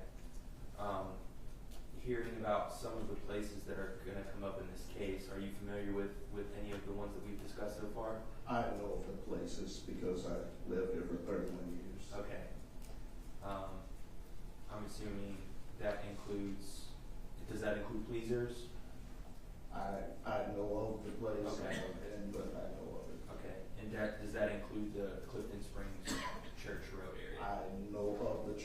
but. As I'm sure someone who's lived here for 40 plus years. Yeah. Okay. I don't think I have anything else. Thank you. All right, next is 24. Great. Hello. Hello. How long have you been working in retail? I think it's been like 6 or 7 months. 6 or 7 months? Yeah. Did you do anything before that? I was still in school. I graduated last year. High school? Yeah, high school. And how long have you lived in DeKalb County? I grew up here. You grew up here? Okay. Yeah. All right. Are you familiar with the area of Clifton Springs Road? No, no. Usually see home.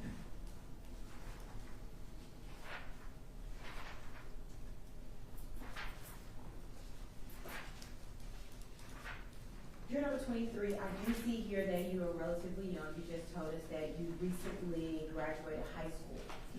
If you were selected as a juror, will you be intimidated to deliberate with other jurors who may be significantly older than you? Yeah, sure. You will be intimidated? No. Okay. I will be fine. You will be fine. You will be able to willingly express your opinion before others that may be older than you. Yeah.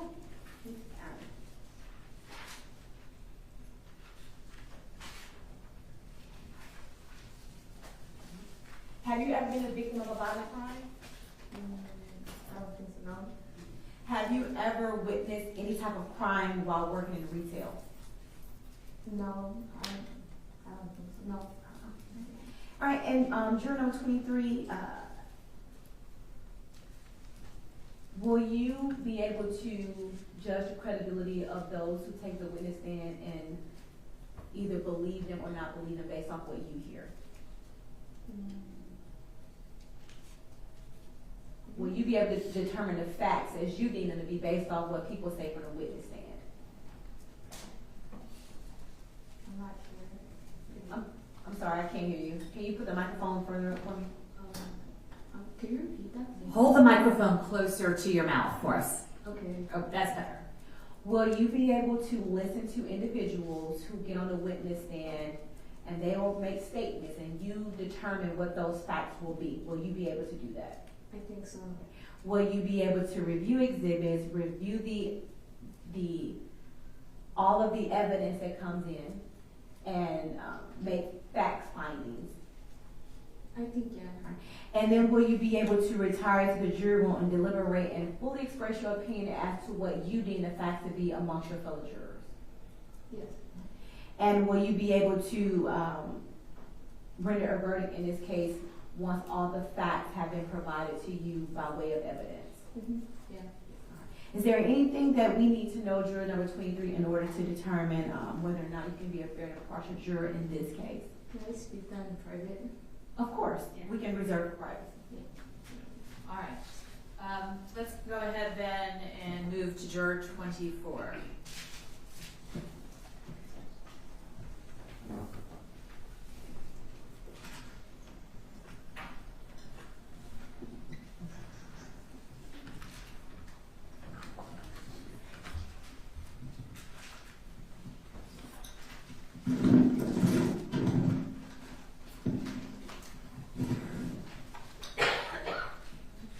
Hi, good afternoon, number juror 24. How long have you been a nurse? Will be 31 years. Oh, July. Yeah. Well, you've been in that field for quite some time. Have you ever worked in pediatrics? I would say just as a school nurse when I worked in DC for a year, otherwise than that. And so when working as a school nurse, you were a mandatory reporter. I keep wanting to say court reporter, because I'm in court every day, but a mandatory reporter. Yes. All right. And have you ever had to make a report? No.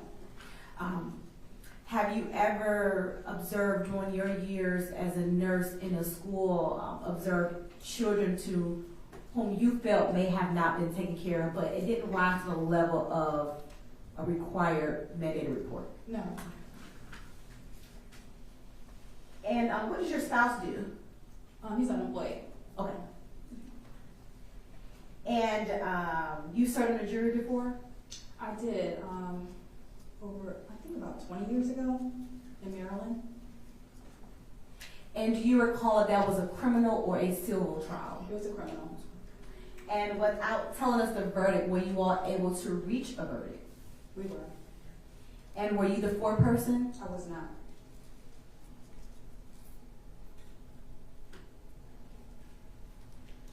And how long have you lived here in DeKalb County? I think since 2015. And do you have any children? I do. And what are their ages? 20-year-old, 19, and 17.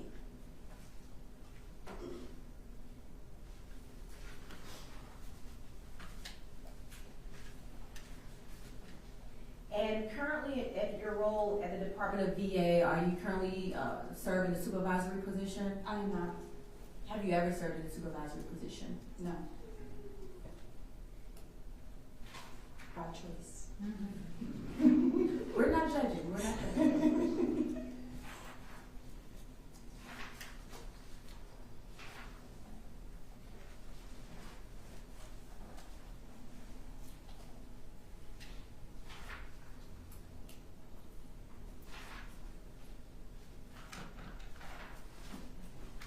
Number 24, do you belong to any churches, religious, or civic social organizations? I do. All right. Do you belong to a church? A mosque. And I apologize. That's okay. And in a sorority, I'm very active in. You're very active in what? I'm sorry? Sorority. A sorority, okay. I can tell by the colors. Far as, do you, as a part of being within your mosque, do you do any charitable work through your mosque? Yes. Does any of that charitable work deal with the homelessness?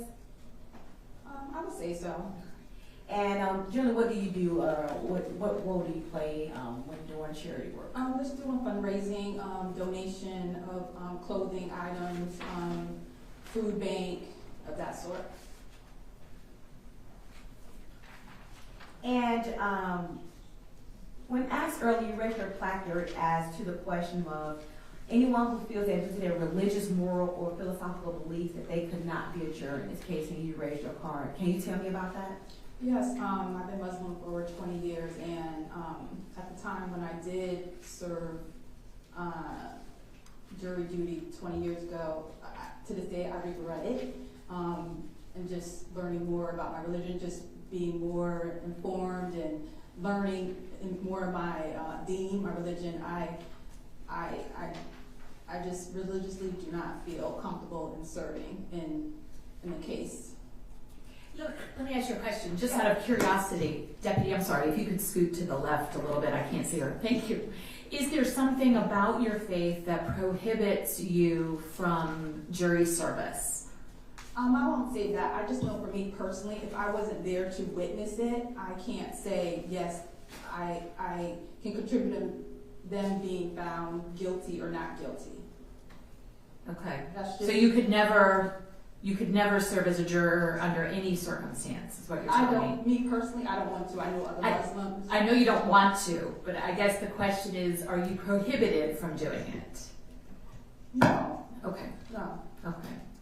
But you would rather not? Correct. Okay, gotcha. Thank you so much. Mm-hmm. I know juror number 24, this may seem sarcastic, and I apologize. I don't want to come off seeming rude. But I'm pretty sure none of these jurors in here probably want to serve on the jury, right? That's what we have to deal with on a daily basis, right? Yeah. And so we understand, we know that the only people that want to be here today is us, because it's what we do for a living. So we understand that you don't want to be here, but my question is to you, if you happen to be selected and then you are required to be here, and since it's not prohibited by your faith, and you were selected, will you be able to listen to the evidence, review the exhibits, listen to those people who talk on the stand, listen to what they have to say, and then decide the guilt or innocence of the accused based off what you hear in this courtroom here today? No. Okay, no. And I thank you for your honesty. Thank you. No additional questions. Any questions? No questions. All right, thank you. 25.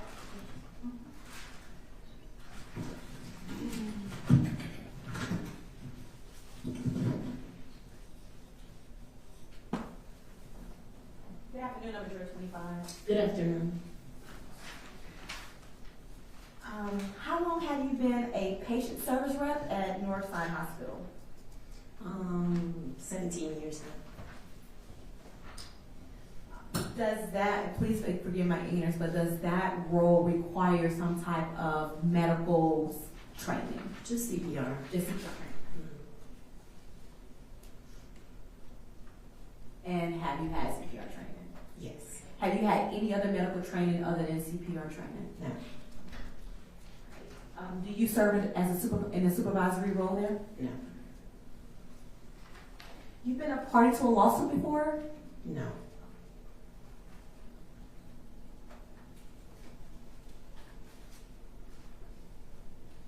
And how many children do you have, June 25? 2. What are their ages? 29 and 27.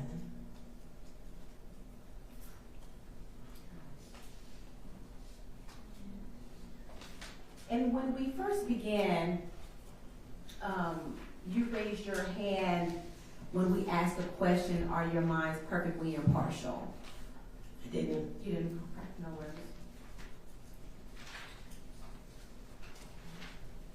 And so at the moment, is it fair to say that the state and the accused were on the same level playing field in your eyes? Yes.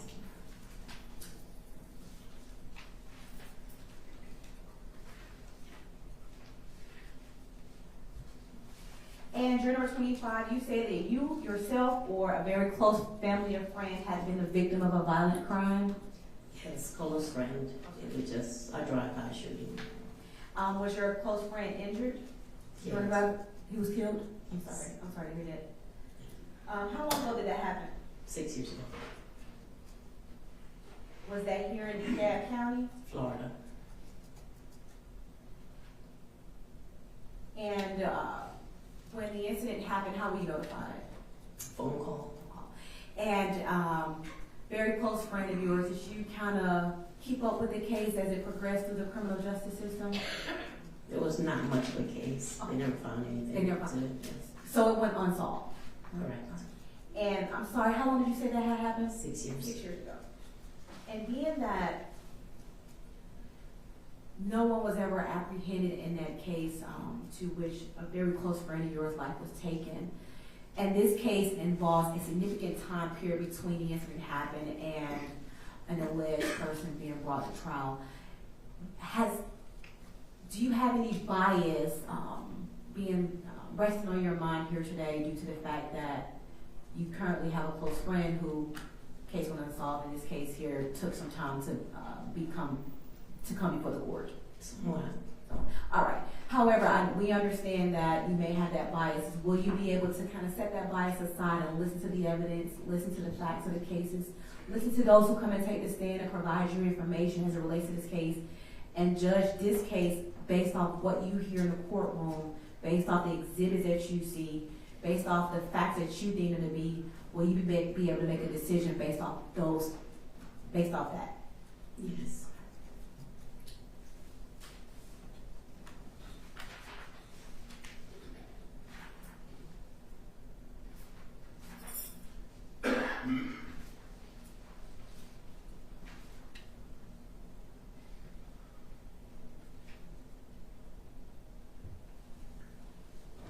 And I do recall you telling me you had 2 children, ages 27 and 29. Were you a single mom when you raised your children? Yes. At any point in time while you were raising your children, did you have support from family, friends, colleagues, anybody? Yes. So at any point in time, if you had an issue, say if you were selected as a juror when you had children, you'd be able to call someone to come pick them up for you while you still handle your jury service if you had younger children? Yes. All right, juror number 25. Is there anything I have not asked you that will prevent you from being a fair and impartial juror that you think we need to know about? No. All right. Thank you so much, Juror 25. Mr. Bazar? Thank you, Judge. The timing from the indictment, that this was a long time ago and is now being tried, in what way is that significant to you? What does that mean to you? Just taking so long to just find out the truth of everything kind of bothers me. Okay. Just in the system itself. All right. Is that something that you would hold against my client in this, or is it? No. Okay. All right. there was, when the indictment was read, I believe I noticed you had an emotional reaction to that indictment. Is that fair to say? No, Okay. I have a cold. All right, I'm not gonna Yeah. All right. Is there anything that we've talked about and you think, oh, I should have raised my hand for that question, and I didn't think about it at the time? No. All right. Is there anything else that we haven't asked you that you think is significant? No. Thank you very much. You're welcome. Thank you. All right, one more, then we'll take a break. 26. 26, good afternoon, sir. Hi, Where do you work? I'm an insurance consultant, And what's the name of the company? Stealth Partner Group. All right, so please excuse me, but it has all wins here. That's not accurate? AMWinds is the company we sold to, so that's the parent company. Gotcha, thank you. I didn't want to pronounce it at first. I knew I was going to mess it up. How long have you been in sales with that organization? 14 years. And do you currently serve in a supervisory role? Yes. And have you ever had the displeasure of firing someone? Yes. Can you tell me about your process and how you go about making that decision and ultimately exercising? Again, how does this get us to, in the interest of time, it's already 3:15, how does this shed light on bias? Well, Your Honor, it not only sheds light on bias, but kind of shows that you will take everything into consideration. Why don't you ask him that question? Yes, sir. Yes, sir. Okay. All right, so I'll come back and ask that question. All right, I do see here you had a family member that may have been a victim of a crime, an assault. No. That's wrong. And juror number 26, if you're selected as a juror, will you be willing to listen to the evidence that's presented? Yes.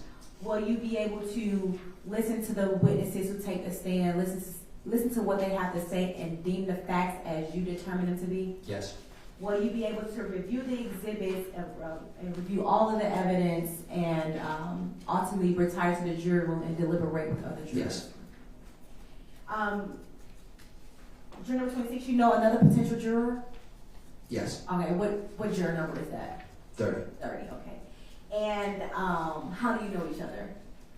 Church groups. If you and juror number 30 were selected as a juror, you all were both selected together, will juror number 30, will their determination of the facts may be different from yours? Are you more than likely to just lean in and accept what juror number 30 has to say, or will you rely on your notes as well as rely on your other jurors when discussing facts in the jury room if you were selected as a juror? I do it on my own.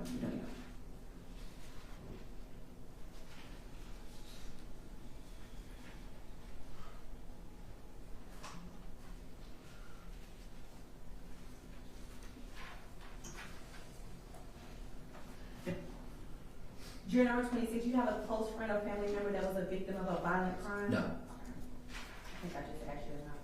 Yes.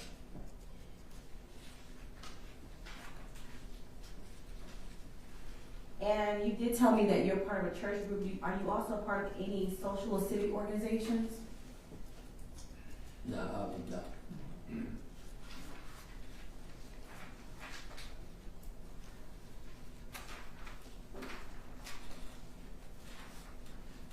Juror number 26, when you are determining facts, if you're selected as a juror, when you're determining facts, will you listen to all of the evidence before you make that determination as to what the facts are?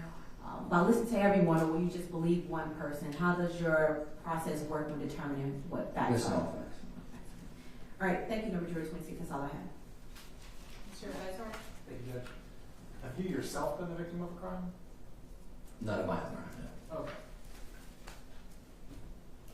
I think the state has covered everything. Is there anything weighing on your mind that you think we need to know about your potential juror service? No. That's it. Thank you. Thank you. All right, it is 3:15, so we came back at 1:15. It's been about 2 hours. Let's take a 10-minute recess. I'm going to ask everybody to step outside. There are a couple things I need to talk to council about anyway. We'll come on back in about 10 minutes.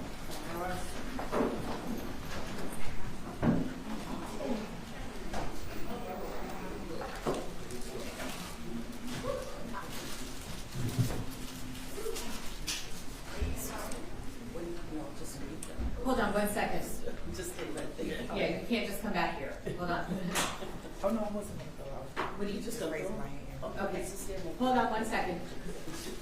Wait, Diane, I've got her. Got her. Okay. Sorry. You're talking, I'm talking. I'm sorry. That's okay. Can I tell you? Go ahead.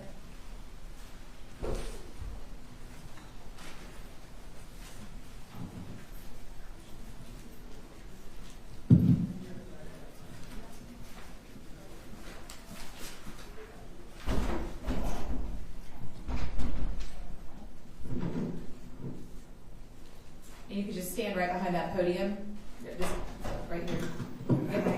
No, right there. You're fine. What is it you wanted to ask? Not ads. Unfortunately, her skirt is busting in the back. I'm sorry? Her skirt is busting in the back. You wanted to tell Her skirt is her busting. skirt. Okay, thank you for that. So yeah, Your Honor, I wanted to say she tried to speak with me, but I kind of turned. Yeah, she did. Oh, So I do apologize. No worries. We can't have any private communications with jurors, so that's why we make it a. I know. This is my first time. I'm sorry. It's okay. You're fine, and we appreciate the input. I know, and I'm Yes, sorry to very say it much out loud. so. Happens to the best of us. Okay.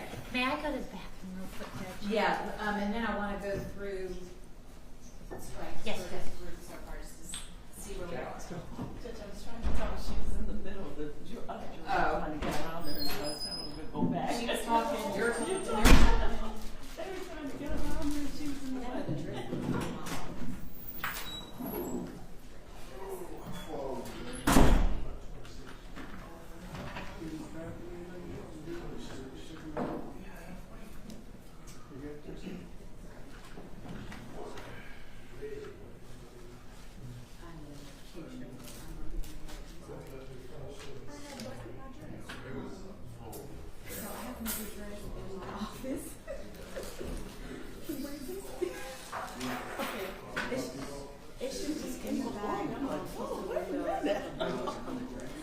That jury just came up on me. Like, I'm like,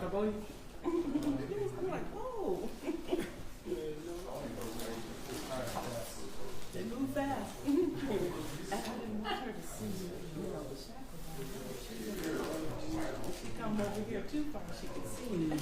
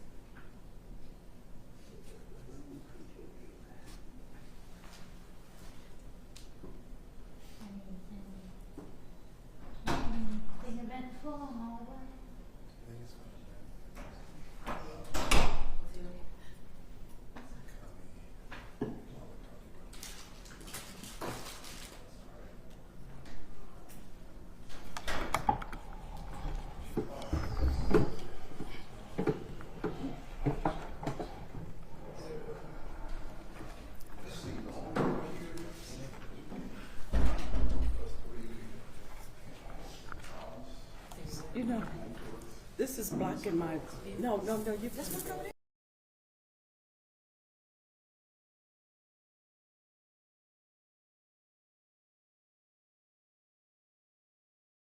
I'm just adding a little space so I can hear you.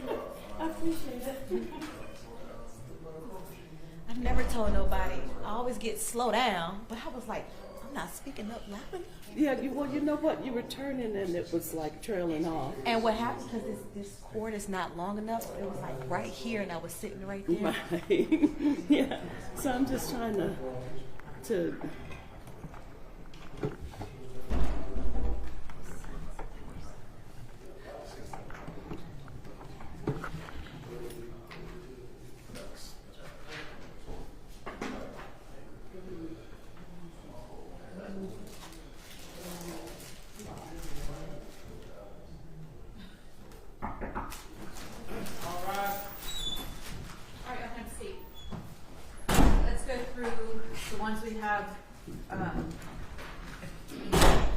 gone through so far, starting with, I guess, 7. Any of the state's motion, the state of any motions to strike for cause, jurors 7 through 26.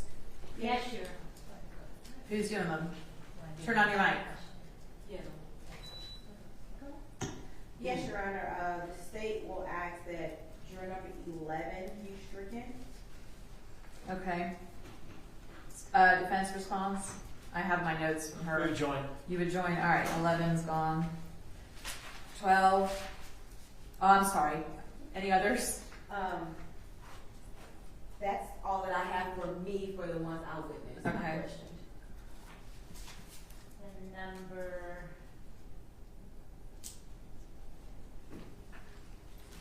16 for cause. I can't hear you. Number 16 for cause. Okay. No objection. All right. 16 will be struck. Number 17 for cause. Oh, that was the guy that he was over here, right? About the arrest, the law enforcement experience. Okay. You would join. You would join? Okay. So he's gone. What else? 20 was a hardship for a school. That's a statutory excuse. So yes, she's excused. And 24 said that they couldn't deliberate. That was the Muslim. Yeah, what's your position? I don't have any objection to that. I know. I'm just kind of torn because it's not a that's why I asked her. I mean, it's not like she can't do it. She just doesn't want to do it. But then I asked her my very last question, will you be able to listen to the evidence and render a verdict? And she said no. Okay. All right. I'll go ahead and strike her. Any others? Yes, Judge. Well, hold on. Were there any more for the state? No, you're Okay. Go ahead. Yes, 9. Okay. So, before we get into some of these, I was doing some research on this because I was getting a little frustrated with all the jurors that said that they would try to be fair and impartial. Apparently, that's all the law requires. Exactly what the law requires. So, and there's actually a case that says, each of the challenged jurors gave answers to some voir dire questions that could indicate bias against appellant's case. But the jurors also all stated that they would try to set aside any personal feelings or bias and be fair and impartial. So, and that, do you need me to put that case on the record? Let's see. It is, I've cited it, and now Lexus is not working. So tell me specifically what else she may have said that would, because I'm not going to excuse people that they had some potential, think they had some potential bias, but would try to put everything out of their mind and try to be impartial. Yes, Judge. So when we asked that question, if she could, hear this evidence without bias, and she said she was not sure. I think that's different than I would try. Well, she did say she would try her best. She's not sure, but she would try. And then we asked the specific question on bias, whether you could, deliver a verdict without bias, and she said she was not sure. And I don't think that's the same as, you know, I would try. It's, you know, tantamount to yes, that might as well be yes that cannot deliver a verdict without bias. Your Honor, I distinctly remember her saying, I will do my best to be fair and impartial. She kept saying, but I want you to recognize that I may have a bias. But I will do my best. And that Okay. is what the law requires. All right. I'm gonna keep her then. I'm gonna deny the motion to strike based on this case. I'm trying to find the site for it. All right, any others? Yes, Your Honor. The next one would be, we would move on 15. Okay. She said she would try her best. Yes, she What did. else did she say? She said that she can try, but she wants there to be a fair trial and can't say that she will be impartial.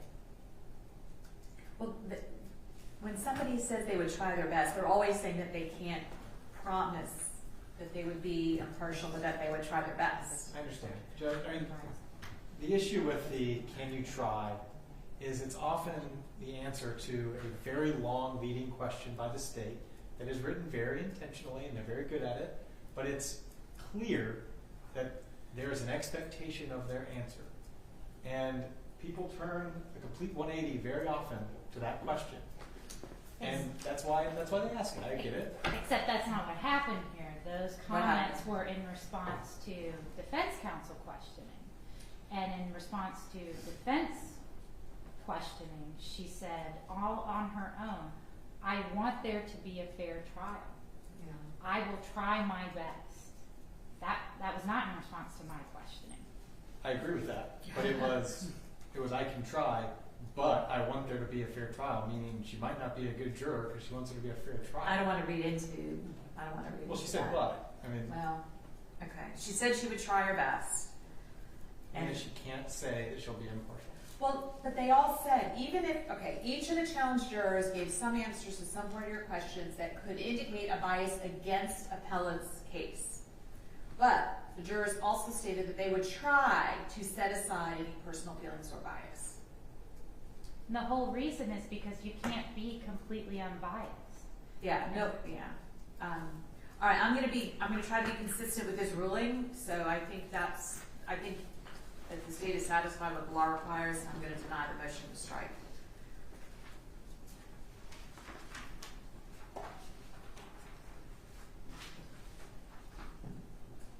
Next is 16. Okay, what did she say? 16 was the woman who I believe is from Jamaica. We agreed on that. We agreed on that. Okay, I have her struck off for some reason already. I just missed that. We had 16 and 17, right? And I think that is everybody we have. That's all you have? Okay. What did we do with, 20 was excused. Okay. So I'm going to do some math here. One we were going to follow up with again. And were we supposed to follow up with 3 again, or did we do that already? We did that one already. There was one other juror who wanted to speak with us outside. 23. 23? Yes, Okay. I don't know if we were going to follow up with questions on one. I thought that was a way to make a decision on one. I think I was going to hold off on that one. That was the girl right there in the corner. Yes, sure. Okay. All right. So not counting one, we have, these are the following jurors that, I'm just going to read through my list and let you all know where we are so far. Qualified jurors, 2, 3, 4, 5 and 6 are out. 7, 8, 9, and 10 are qualified. 11 is out. 12, 13, 14, 15 are qualified. 16 and 17 are out. 18, 19 are qualified. 20 is out. 21, 22, 23 are qualified. 24 is out. 25 and 26 are qualified. And it doesn't include juror number 1, so I'm not sure what I'm doing with her yet. I may have to follow up with her. She was one who I didn't even think she understood the word impartial. So far, without forgetting juror 1, we have 1, 2, 3, 4, 5, 6, 7, 8, 9, 10, 11, 12, 13, 14, 15, 16, 17, 18 qualified. Okay, it's also 3:30, so we're gonna have to move faster. We're gonna trim down. I'm gonna cut you guys off when you ask questions about what process did you go through with hiring and firing. It doesn't matter. We're gonna focus on bias and prejudice, and we're done. You know, why they took Tylenol PM, I don't care. I just want to get to the meat and potatoes of the whole thing, okay? And hopefully get a jury seated before the end of the day. Your Honor, do you mind if I run to? Go ahead. Yeah, go ahead. Close. Yeah, Thanks. sure. Thank you. Oh, a little wardrobe malfunction. Yeah.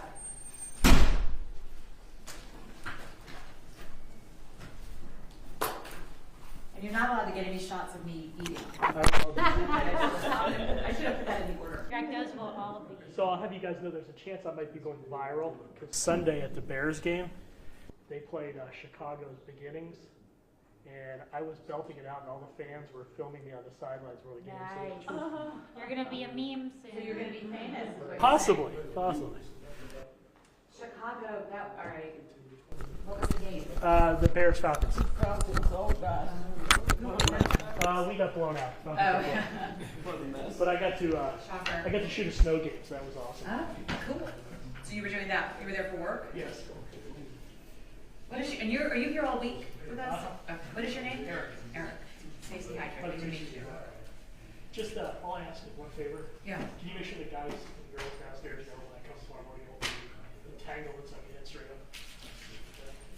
That is out of my, that is, yeah. So he's got his Rule 22. Yeah. He's good. He's with Fox. Deputies, you can just let folks know downstairs, Fox 5. He's got his Rule 22. He's good to go. He's going to be with us all week. Okay? Other folks, I signed other Rule 22s, but they're not going to be bringing equipment into the courtroom. They can have their equipment outside the courtroom or whatever they need to do. But they ask first, so he gets, and they're going to share footage, but they may want to bring their equipment in, which is fine. They're just not bringing it into the courtroom because they're going to get it from him. Does that make sense? Okay. Go right ahead.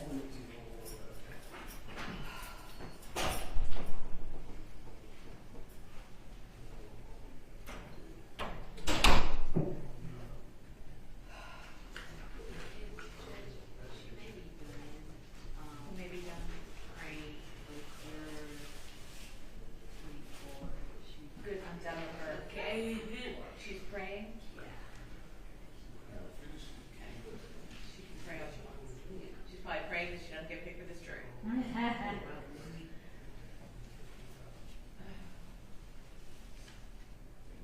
did a strength class last night. I am so sore everywhere. Peloton. I'm so sore from this morning, which is always a bad sign. What was this morning? I do a CrossFit style class, and if you start hurting the same day, that's bad news. Means you're really gonna hurt the next day. I'm hurting from last night's class, but I'm bound and determined to be able to do a push-up at some point in time.